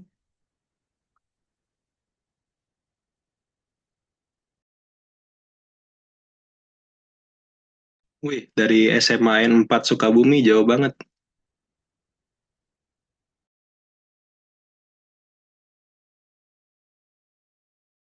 Baik, kepada Kang Airi Suwanda, waktu dan tempat lebih dipersilakan.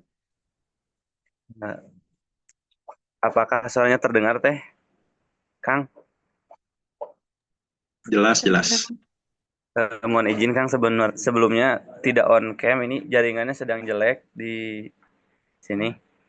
Izin bertanya, Kang, mungkin saya Ibsuanda dari 2024A gitu ya. Izin bertanya, mungkin agak aneh ya pertanyaannya. Ini mah, tapi kalau Akang balik lagi ke semester 4 gitu ya, jurusan matematika, 3 hal apa yang Akang lakukan? Waduh, Terima saya kasih, Kang. lagi ke semester 4 ya. Nanti dikumpulin dulu atau jawabnya bareng? Boleh langsung aja, Kang. Oh, langsung aja ya. Kalau saya balik lagi ke semester 4. Kalau saya balik lagi ke semester 4, mungkin nggak banyak sih yang saya rubah. Eh, tapi kalau misalkan saya balik lagi ke semester 4 ya, mungkin saya bakal lebih banyak melakukan kayak, oke, saya mungkin bisa planning ahead, saya mau jadi apa, misalkan kayak menjadi data analis, terus misalkan ngecek-ngecek di YouTube gimana cara menjadi data analis yang baik seperti itu. Terus tools-tools apa yang harus saya gunakan agar menjadi data analis. Karena itu yang dulu saya lakukan. Tapi ternyata saya malah jadi ERP consultant gitu. Nggak nyambung dan malah jauh seperti itu kan. Ya kalau saya balik lagi, ya saya bakal ngelakuin hal ini lagi gitu. Karena ternyata itu hal yang saya senangi gitu.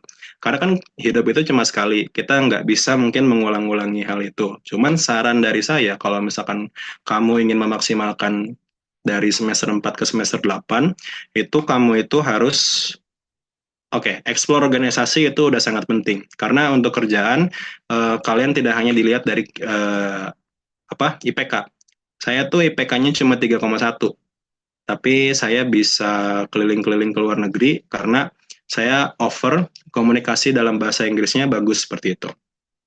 Terus kedua, itu teman-teman kalau misalkan bisa belajar bahasa Inggris dari sekarang, saran saya belajar bahasa Inggris dari sekarang. Karena sekarang itu globalisasi itu udah sangat-sangat kental kayak gitu. Kalian masuk ke perusahaan apa, itu pasti ngejualnya ke orang luar negeri kayak gitu.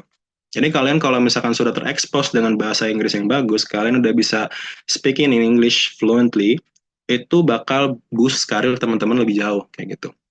Terus pengalaman magang untuk getting the real experience, mungkin nggak akan dapat real experience kalau magang, karena biasanya magang itu kalian cuma ngebantuin tugasnya. Tapi yang bisa kalian lakukan dari magang itu memperkaya portofolio teman-teman gitu. Jadi kalau saya dulu itu magang di BPS Jabar sama di pabrik kayak gitu. Saya apply-nya langsung, datang langsung ke kantornya, terus bisa nggak saya magang di sini kayak gitu. Teman-teman bisa magang kemana aja, sangat-sangat bebas. Tapi saya tuh magang di BPS itu cuma tukang printer gitu. Cuma dibantuin ngeprint, bantu ngambilin kertas, terus kayak bantu ngerapihin Excel, kayak itu doang kerjaan saya. Jadi nggak signifikan, cuman dari kerja di BPS Jabar ini, CV saya itu, saya berbohong. Astagfirullah. Nggak boleh diikutin ya, tapi boleh diikutin gitu. Boleh banget mungkin diikutin ya. Jadi teman-teman itu CV-nya harus bagus gitu dan meyakinkan. Jadi saya mungkin agak sedikit berbohong di CV saya, tapi saya bisa mempertanggungjawabkan hal tersebut. Karena apa? Saya ada pemahaman tentang ERP dan juga komunikasi saya pede kayak gitu. Karena saya powernya emang my power is my communication kayak gitu. Saya kalau misalkan mau memahami sesuatu, ya saya komunikasikan, saya tanyakan, saya diskusikan seperti itu. Jadi kalau teman-teman punya strength and weaknesses, coba cari dulu dari semester 4, semester 8 nggak akan terlambat kok untuk nyari strength and weaknesses. Terus teman-teman kembangkan gitu. Kembangkannya gimana? Kalau komunikasi tadi, komunikasi itu bukan seni mengobrol saya sama Teh Bunga doang. Misalkan ngobrolin cara nyelesain skripsinya Teh Bunga kayak gimana kayak gitu.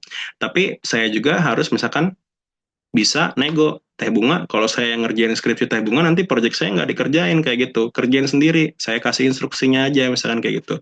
Ada skill negosiasi, ada skill teman-teman berbicara di depan publik, ada skill teman-teman untuk persuasi orang agar diajak itu mau, nggak merasa terpaksa kayak gitu. Itu hal-hal yang bisa teman-teman bedah lebih lanjut. Weaknesses pun bukan menjadi weaknesses, bukan teman-teman hindari, tapi teman-teman embrace.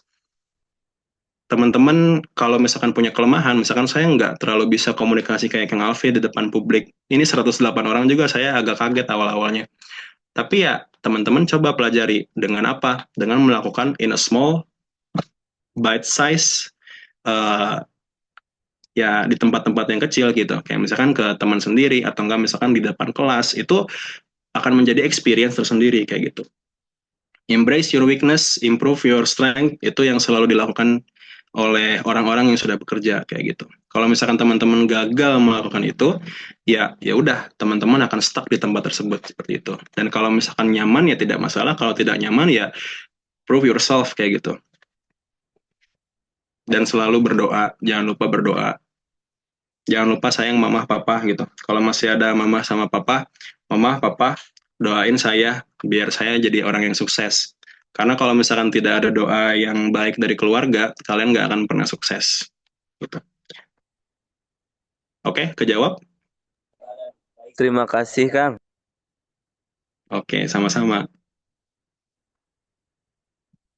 Baik, alhamdulillah karena sudah terjawab. Lanjut ke pertanyaan selanjutnya, Kang. Boleh Raisen?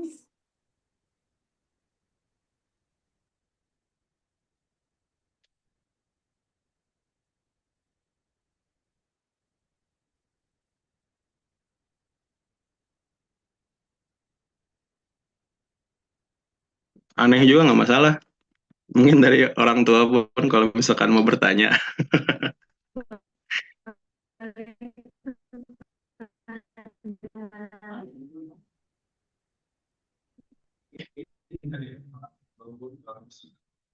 Raisa.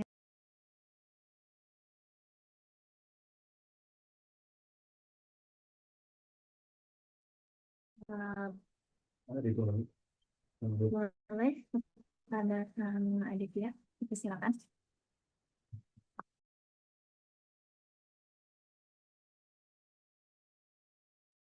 Oke, suaranya jelas? Jelas. Oke, saya Adit dari Angkatan 21.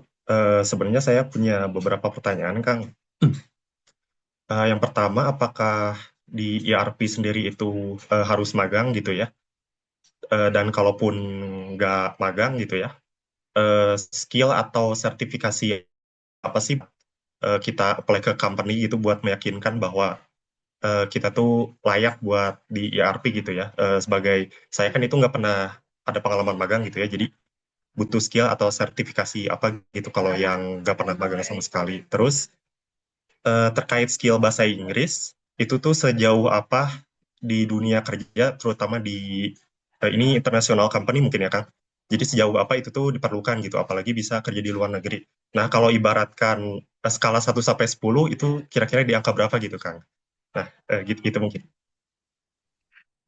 Oke, saya langsung jawab ya Teh Bunga. Eh, apa yang menjadi bekal gitu ya? Ini mungkin buat teman-teman 21 pasti lagi cari-cari kerja semua ya, Kang Adit. Oke, mungkin saran dari saya, kalau misalkan kamu pengen portofolio bagus, itu is a good thing. Kamu udah memikirkan tentang sertifikasi, udah memikirkan tentang magang gitu. Kalau misalkan di kantor saya, mungkin yang sangat diperlukan itu sebenarnya pengalaman teman-teman handling project misalkan kayak gitu. Dan juga komunikasi teman-teman yang sudah terbuktikan kayak gitu. Karena kan sebagai konsultan misalkan kayak gitu, atau misalkan teman-teman mau masuk ke analytics, itu ada part-part yang mereka sedang cari kayak gitu kan. Kayak misalkan kalau konsultansi, itu yang dikedepankan itu pasti yang pertama communication skill, kedua technical skill. Nah, kalau misalkan communication skill-nya bagus banget, technical skill-nya 10% misalkan kayak gitu, bisa aja masuk. Itu yang yang terjadi sama saya, Dit. Jadi mungkin saya communication skill-nya terlihat kayak gitu. Karena saya kan ikut organisasi dulu banyak di SMA sama di kuliah kayak gitu. Saya mungkin himpunan. Ini nih baju senior. Nih, senior tuh. Senior 2018. Dari 2018 sampai dari 2018. Saya masuk angkatan berapa sih? Oh, 2020, astagfirullah. Ya dari 2020 sampai 2024 itu saya berorganisasi kayak gitu. Dan kelihatan di portofolio saya itu di posisi-posisi yang memang butuh komunikasi banyak gitu. Walaupun jadi staf seni olahraga, tahun kedua jadi staf seni olahraga, tapi kenapa di tahun ketiga malah jadi ketua departemen PAO, kan aneh kayak gitu ya. Berarti company ngelihat sesuatu di situ kayak gitu. Mungkin Kang Adit juga kan, Kang Adit dari tahun pertama sampai tahun ketiga ikut organisasi kan kayak gitu. Itu dicantumkan, dijelaskan kayak misalkan kita mau daftar ke ERP consultant. Kang Adit di organisasinya, di pengalaman organisasi atau di sertifikatnya tonjolkan tentang hal-hal yang relevan ke pekerjaan tersebut. Kayak misalkan kalau saya waktu daftar ke ERP, saya komunikasinya yang ditinggikan kayak gitu. Kayak misalkan di PAO, saya tuh nulis di CV-nya, walaupun saya dulu kerjanya nggak sebagus teman-teman setelah saya ya, itu tuh uh, bridging antara different department. Terus saya komunikasi dengan orang-orang berbeda, komunikasi dengan pimpinan atau ketua umum Himatika kayak gitu, kan keren ya bahasanya kayak gitu tentang komunikasinya. Cuman itu yang saya kedepankan waktu saya daftar. Jadi sertifikasi apapun selagi itu relevan itu sangat bagus. Kalau misalkan ke ERP, kamu tonjolkan aja dulu your willingness to learn kayak gitu. Karena kalau misalkan mau masuk ERP magang dulu, saya pun nggak magang di ERP kayak gitu. Mungkin saya ada satu magang, jadi sistem analis yang nyambung. Dan itu pun waktu saya jadi sistem analis, nggak terlalu banyak informasi tentang ERP gitu. Jadi kalau misalkan mau cari sertifikasi online pun bisa kayak gitu. Cuman eh, pas kamu di interview, kamu tuh harus menunjukkan pemahaman kamu tentang sebuah bidang tersebut sejauh mana kayak gitu. Kalau misalkan ERP consultant, cuman kayak ngomongnya, oh kita tuh bagian consulting eh, ke klien kayak gitu. Terus nanti kita ngobrol sama klien, nanti dia pengen apa, kita kasih apa kayak gitu. Kan itu nggak meyakinkan kan. Sedangkan kalau misalkan saya waktu di interview ngejawabnya kayak waktu dulu itu saya ngejawabnya, oh kalau ERP itu Pak, is a process di mana saya interviewnya pakai bahasa Inggris ya, izin pakai bahasa Inggris. So ERP is a process to pipelining a data from end user to the management, so we can have an efficient and also a smart process in the end, and also a smart forecasting, and then in the end everything will be automated kayak gitu. Jadi kayak itu kan walaupun nggak perfect waktu saya ngobrol di awal itu, saya masih tapi karena saya udah mempelajari itu sedikit sebisa saya jadi ada pemahaman saat interview, and it build confidence kayak gitu. Kalau misalkan Kang Adit pas masuk data analis, Kang Adit juga kan research, data analis ngapain kan kayak gitu. Pasti sama interviewernya ditanya, oh data analis itu kamu nanti di sini mau gimana kerjanya kayak gitu. Kang Adit pasti ngejawab, oh data analis itu nanti saya mengumpulkan data dari tim sales, tapi dari tim sales saya olah datanya menjadi data yang bisa dikonsumsi oleh manajemen seperti itu. Nanti saya akan maintain ini daily kayak gitu. Saya bisa Excel, saya bisa Python, bisa programming, bisa membantu proses analisis data lebih cepat kayak gitu. Itu kan orang jadi confidence kan ngedengarnya gitu. Terus tadi mengenai English itu sangat penting. Cuman kalau misalkan kamu mau memulai untuk berkarir di dunia yang global, di kantor yang misalkan multinasional, itu Inggrisnya minimal kamu tuh bisa ngerti orang lain ngomong apa, terus kamu bisa ngomong bahasa bayi.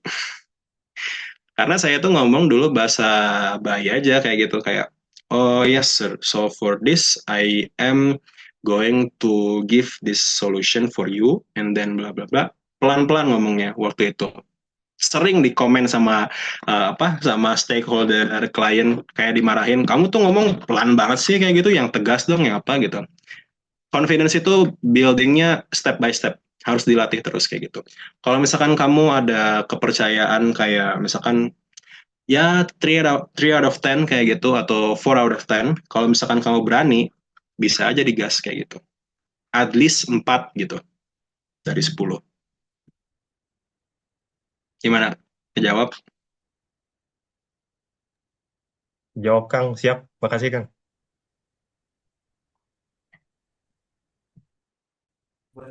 Baik, terima kasih kepada Novi atas jawabannya. Alhamdulillah juga sudah terjawab ya. Sekarang kita lanjut ke pertanyaan berikutnya. Barangkali ada yang mau bertanya, boleh raise hand lagi. Oh, boleh. Tapi bukan dulu.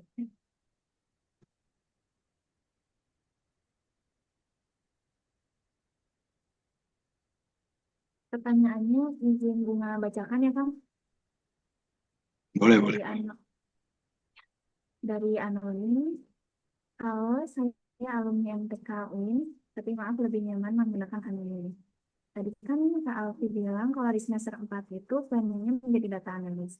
Terus sekarang jadi konsultan. Berarti switch karir kan? Nah, itu bisa sampai ke konsultan, apakah pernah mencoba berbagai posisi? Bagaimana bisa mengenal ERP konsultan dan mendalami posisi ini? Dengan lainnya, bagaimana cara kita bisa mengetahui posisi yang sesuai dengan diri kita? Boleh dijawab? Oh my God. Wah, ini Teh atau Kang Anonim nih. Pertanyaannya gimana ya? Mungkin kalau misalkan seangkatan atau ini mungkin seangkatan atau nggak tahu, ya udah saya tidak boleh mengonsumsi. eh Gimana ya jawabnya? Emang itu sangat jauh switch karirnya kayak gitu kan. Saya memang waktu awal-awal mendaftar ke magang itu lebih condongnya ke data analis gitu kan. Di BPS itu saya diseminasi prosesnya. Jadi kayak kita tuh membuat cleaning data dari data yang mentah dari server, itu saya olah menjadi data yang bisa diimport ke sistem lain kayak gitu. Itu pun sejauh itu doang kayak gitu. Yang saya sering lakuin malah ngeprint gitu kan. Magang kedua saya itu menjadi sistem analis di pabrik gitu. Mungkin di sistem analis ini saya dapat mungkin pencerahan kayak gitu ya. Karena saya terekspos dengan sistem kayak gitu. Sistem pabrik. Nah, di situ tuh waktu itu dia menggunakan sistem yang namanya RFID gitu. RFID itu kalau misalkan teman-teman tahu gitu ya, dia itu kayak card kecil, kayak gantungan kunci, itu tuh isinya ada chip. Nanti kalau kita di-scan ke sebuah mesin, itu akan memberikan informasi kayak gitu. Nah, itu tuh mereka pakai itu buat produksi baju kayak gitu. Nah, saya dulu juga cuma ngambil data, ngasih, tapi saya ngeliat kayak, oh ini ada menu-menunya, ada ininya, ini tuh sistem apa Pak kayak gitu. Oh ini tuh ERP gitu. Oh ERP. Terus saya pun waktu itu secara tidak sengaja mendengar discussion di sana kayak gitu. Mereka ternyata mau implementasi ERP kayak gitu kan. Oh ERP itu apa Pak? Ini ERP itu sistem yang kamu lagi pakai buat ngekstrak data. Oh, itu ERP ya, Pak? Iya, dan dari situ dikasih. Saya tuh disuruh buat program, karena saya kan backgroundnya bisa programming waktu di lulus kuliah kan. Dan udah ada chat GPT juga, jadi kebantu programmingnya juga sebenarnya. Saya disuruh bikin sistem PO, waktu itu disuruh buat sistem penilaian rata-rata performance dari karyawan kayak gitu. Itu saya buat sangat-sangat jelek kayak gitu.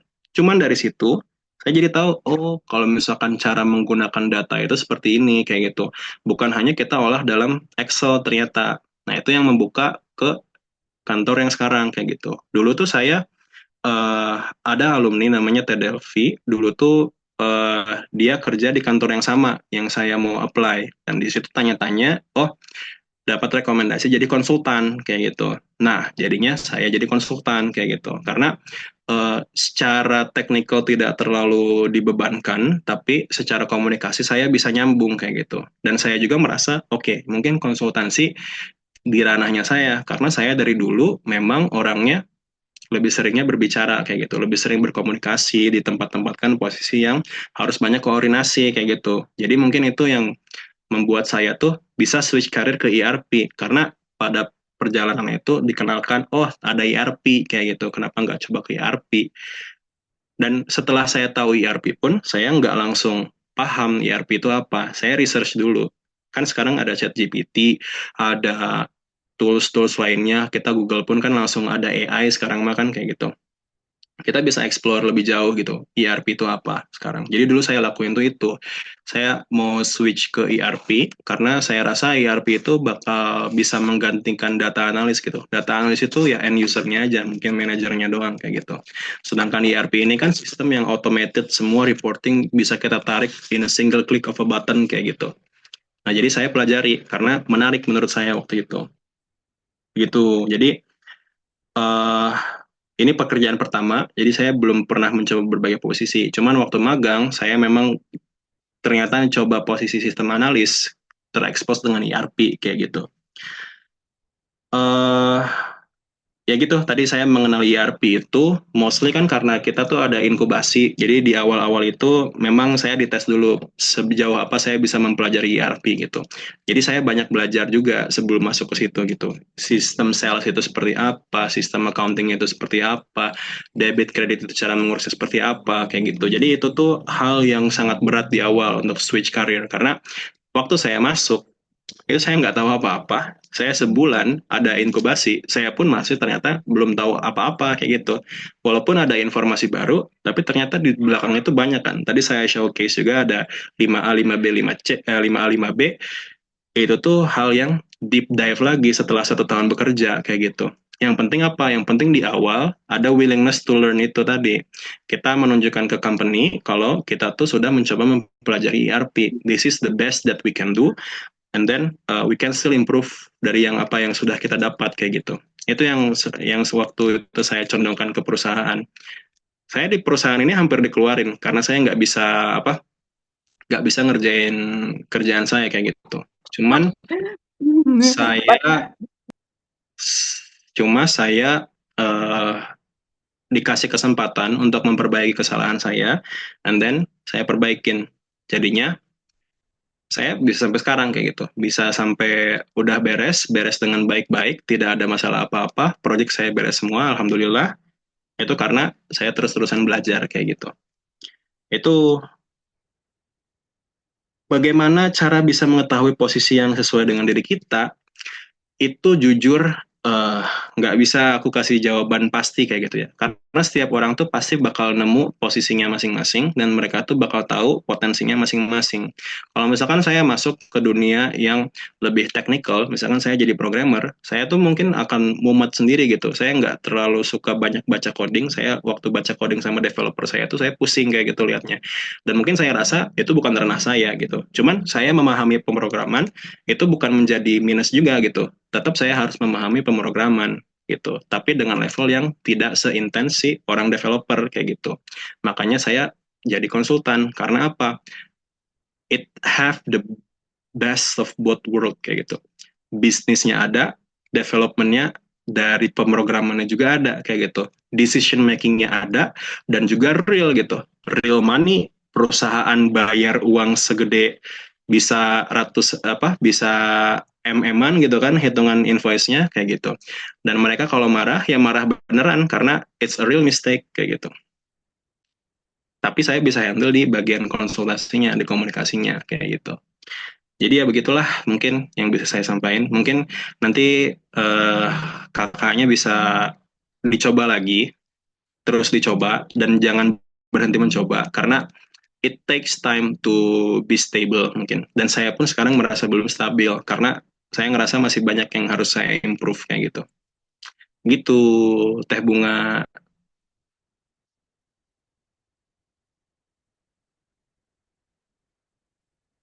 Baik, terima kasih ya Kang atas jawabannya. Alhamdulillah sudah dijawab juga ya. Jadi di sini untuk mengefisiensikan waktu, sesi tanya jawab ini akan segera ditutup saja ya. Alhamdulillah semua pertanyaan tadi ditanyakan sudah terjawab dengan sangat jelas ya. Tapi sebelum sesi ini benar-benar ditutup, aku mau minta satu hal lagi nih ke Kang Kavi. Boleh nggak Kang kasih closing statement gitu buat kami, kita para mahasiswa yang masih berjuang gitu di kampus ini dan ada nggak tips and triknya buat berhasil melaluinya gitu? Tips and trick. Sebenarnya kalau teman-teman baca PPT saya lagi, itu bisa di-share aja nanti ke teman-teman, teman baca. Itu tuh mungkin guideline yang bisa saya kasih gitu ya. Cuman kalau misalkan bukan kata-kata terakhir ya, apa namanya tuh, closing statement buat teman-teman yang masih kuliah sekarang dan mungkin teman-teman saya yang masih berkuliah di sana juga, tetap semangat, itu pun harus gitu kan. Apapun prosesnya, teman-teman tuh pasti bisa cari jawabannya kayak gitu. Karena challenges itu nggak akan pernah berhenti kayak gitu. Setelah kita mendapatkan ujian A, itu pasti dapat ujian B. Habis B, C, D, E, F, G kayak gitu. Semakin bertambah umur, yang saya rasa itu semakin banyak ujian gitu. Jadi, the more we grow, the more we learn, the more we slow down kayak gitu. Karena teman-teman nggak perlu rusuh gitu ya untuk mendapatkan sebuah hasil, karena hasil itu didapatkan dengan perlahan-lahan kayak gitu. Mungkin ada hasil, misalkan kita bisa mendapatkan uang instan dari judol, misalkan atau apa, tapi kan it has a lot of risk. Itu haram kayak gitu kan, karena merugikan kayak gitu. So proses itu it takes a lot of time kayak gitu. Nggak kita bisa ekspektasi orang lain itu berubah dalam waktu yang sebentar kayak gitu. Perubahan itu terjadi kalau kita can move past the uncomfortableness kayak gitu. Hal yang tidak nyaman menurut kita di awal, mungkin saja itu hal yang benar-benar kita butuhkan kayak gitu. Hal yang misalkan, contohnya nih, saya waktu awal itu nggak suka nyatet di buku kayak gitu. Saya di kuliah, maaf ya ini Bapak Ibu dosen gitu, saya tuh sangat jarang mencatat kayak gitu. Dan saya tuh tidak dibiasakan mencatat karena saya rasa semua saya bisa ingat kayak gitu. Tapi pas dimasuk ke dunia kerja, itu yang menjadi punishment untuk saya. Saya jadi banyak lupa, saya jadi overwhelmed. Kalau saya overwhelmed, saya kelupaan, maka saya harus membiasakan untuk mencatat kayak gitu. Itu pun sering terjadi untuk semua orang dengan different scenario kayak gitu. Pasti kita punya skenario yang berbeda-beda, jadi saya pun tidak bisa memberi saran yang spesifik untuk teman-teman. Cuman pasti selalu ada jawabannya. Teman-teman tinggal sabar, tinggal laluin sambil mungkin tersenyum dengan paksa. Itu nggak apa-apa. It's a normal thing. Take care of yourself. Teman-teman harus jaga diri, jaga orang di sekitar teman-teman juga. Punya teman-teman yang baik, ada teman yang agak aneh, dikasih tahu nggak ngerti atau gimana, ya udah nggak apa-apa kayak gitu. It's not your problem. Teman-teman bisa lanjut hidup tanpa harus memikirkan hal-hal yang tidak diperlukan seperti itu. Karena kalau misalkan teman-teman memikirkan sesuatu, terus berulang-ulang, overwhelming, overthinking, gimana nih, bentar lagi udah mau lulus kayak gitu kan, kita tuh skripsian cuma sampai bulan Agustus, sekarang udah masuk April, saya skripsian belum beres, tenang aja, saya juga dulu kepepet, pasti bisa, gitu mah. You just have to do it slowly. Karena sehari itu 24 jam, teman-teman bisa manfaatin waktu. Kalau misalkan orangnya suka tidur malam, tidur nyubuh, atau suka begadang, mau ngerjain skripsinya malam, nggak apa-apa. Mau ngerjain skripsinya pagi-pagi juga sangat-sangat tidak apa-apa. Itu kebiasaan teman-teman. Ya itulah kayak gitu. Semua orang punya kebiasaannya masing-masing. Embrace it. Terus berproses, sampai nanti teman-teman bisa stabil kayak gitu. So, ya, mungkin everything can be met. Jadi kayak kita kalau misalkan ada problem besar, kita pecahkan dulu kayak gitu. Oh, ini ketinggalan nih. Iya, astagfirullah. Ini yang geser PPT lama, jadi saya lupa. Ya ini nih, kita breakdown problemnya, finding the clue, analyze, terus connect gitu kan. Ya kita kalau ada equation yang besar kayak gitu kan, kita break it down, kita jadi partisi-partisi kecil, kita selesaikan yang kecil-kecilnya terlebih dahulu, nanti dapat solusi yang lebih mudah dikonsumsi, kita kombinasikan, ternyata boom, dapat hasil yang tidak diduga-duga. Ternyata nilainya tuh satu doang kayak gitu, nyebelin, emang matematika kayak gitu. Kita nyari angka kecil kayak gitu kan, mendekati nol. Kenapa mendekati nol kayak gitu? Sampai sekarang saya masih belum terlalu mengerti Pak Asep, cuman that what helps me in life kayak gitu juga. Karena ya gitu, matematikawan, kita cara memandang masalah itu seperti itu gitu. Selalu explore lah, be curious. Ya itu tadi pesannya di bawah. Oke, thank you. Maaf Kang, kepanjangan. Siap. Oke, mungkin dari saya cukup itu aja. Thank you ya. Baik, wah dalam banget ya pesannya. Terima kasih banyak untuk Kang Alfi atas ilmu dan diskusinya hari ini. Dan karena sesi tanya jawabnya dan closing statement-nya sudah selesai, maka sesi ini resmi akhir. Demikian seluruh rangkaian sesi tanya jawab pematerian hari ini. Semoga apa yang dibagikan Kang Alfi tadi bisa menjadi bekal berharga buat kita semua. Baik, saya dan Wais Gunawan. Mohon maaf bila ada salah kata selama memandu acara. Terima kasih atas antusiasmenya yang luar biasa. Iroham, wassalamualaikum warahmatullahi wabarakatuh. Bunga kembalikan lagi ke akuntansi MC.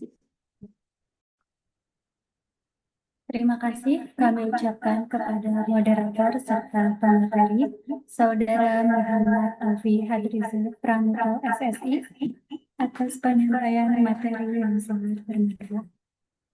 Untuk menutup rangkaian acara pada hari ini, marilah kita berdoa agar kegiatan ini membawa keberkahan. Doa akan dipimpin oleh Saudari Alifa Priyanti. Kami persilakan. Assalamualaikum warahmatullahi wabarakatuh. Bismillahirrahmanirrahim. Alhamdulillahirabbil alamin hamdan syakirin hamdan na'imin hamdan yu'afi ni'amahu wa yukafi majidah. Ya Rabbana lakal hamdu kama yanbaghi li jalali wajhikal karim wa adimi sultani. Allahumma sholli ala sayyidina Muhammad wa ala ali sayyidina Muhammad. Allahumma inna nas'aluka salamatan fid din fid dunya wal akhirah wa afiatan fil jasad wa ziyadatan fil ilmi wa barakatan fil rizki wa taubatan qabla maut wa rahmatan indal maut wa maghfiratan ba'dal maut. Allahumma hawin alaina fi sakaratil maut wa najatan minan nari wal afwa indal hisab. Rabbana atina fid dunya hasanah wa fil akhirati hasanah wa qina adzabannar. Subhana rabbika rabbil izzati amma yasifun. Wassalamun alal mursalin walhamdulillahi rabbil alamin. Wassalamualaikum warahmatullahi wabarakatuh. Alhamdulillahirrahmanirrahim. Dengan berakhirnya doa tadi, maka berakhir pula rangkaian acara alumni bercerita. Kami selaku MC mohon maaf apabila terdapat kekurangan selama memandu acara. Saya Wilan Nurjoib Dan saya Bintang Safi Ainaya. pamit undur diri. Billahi taufik wal hidayah. Wassalamualaikum warahmatullahi wabarakatuh.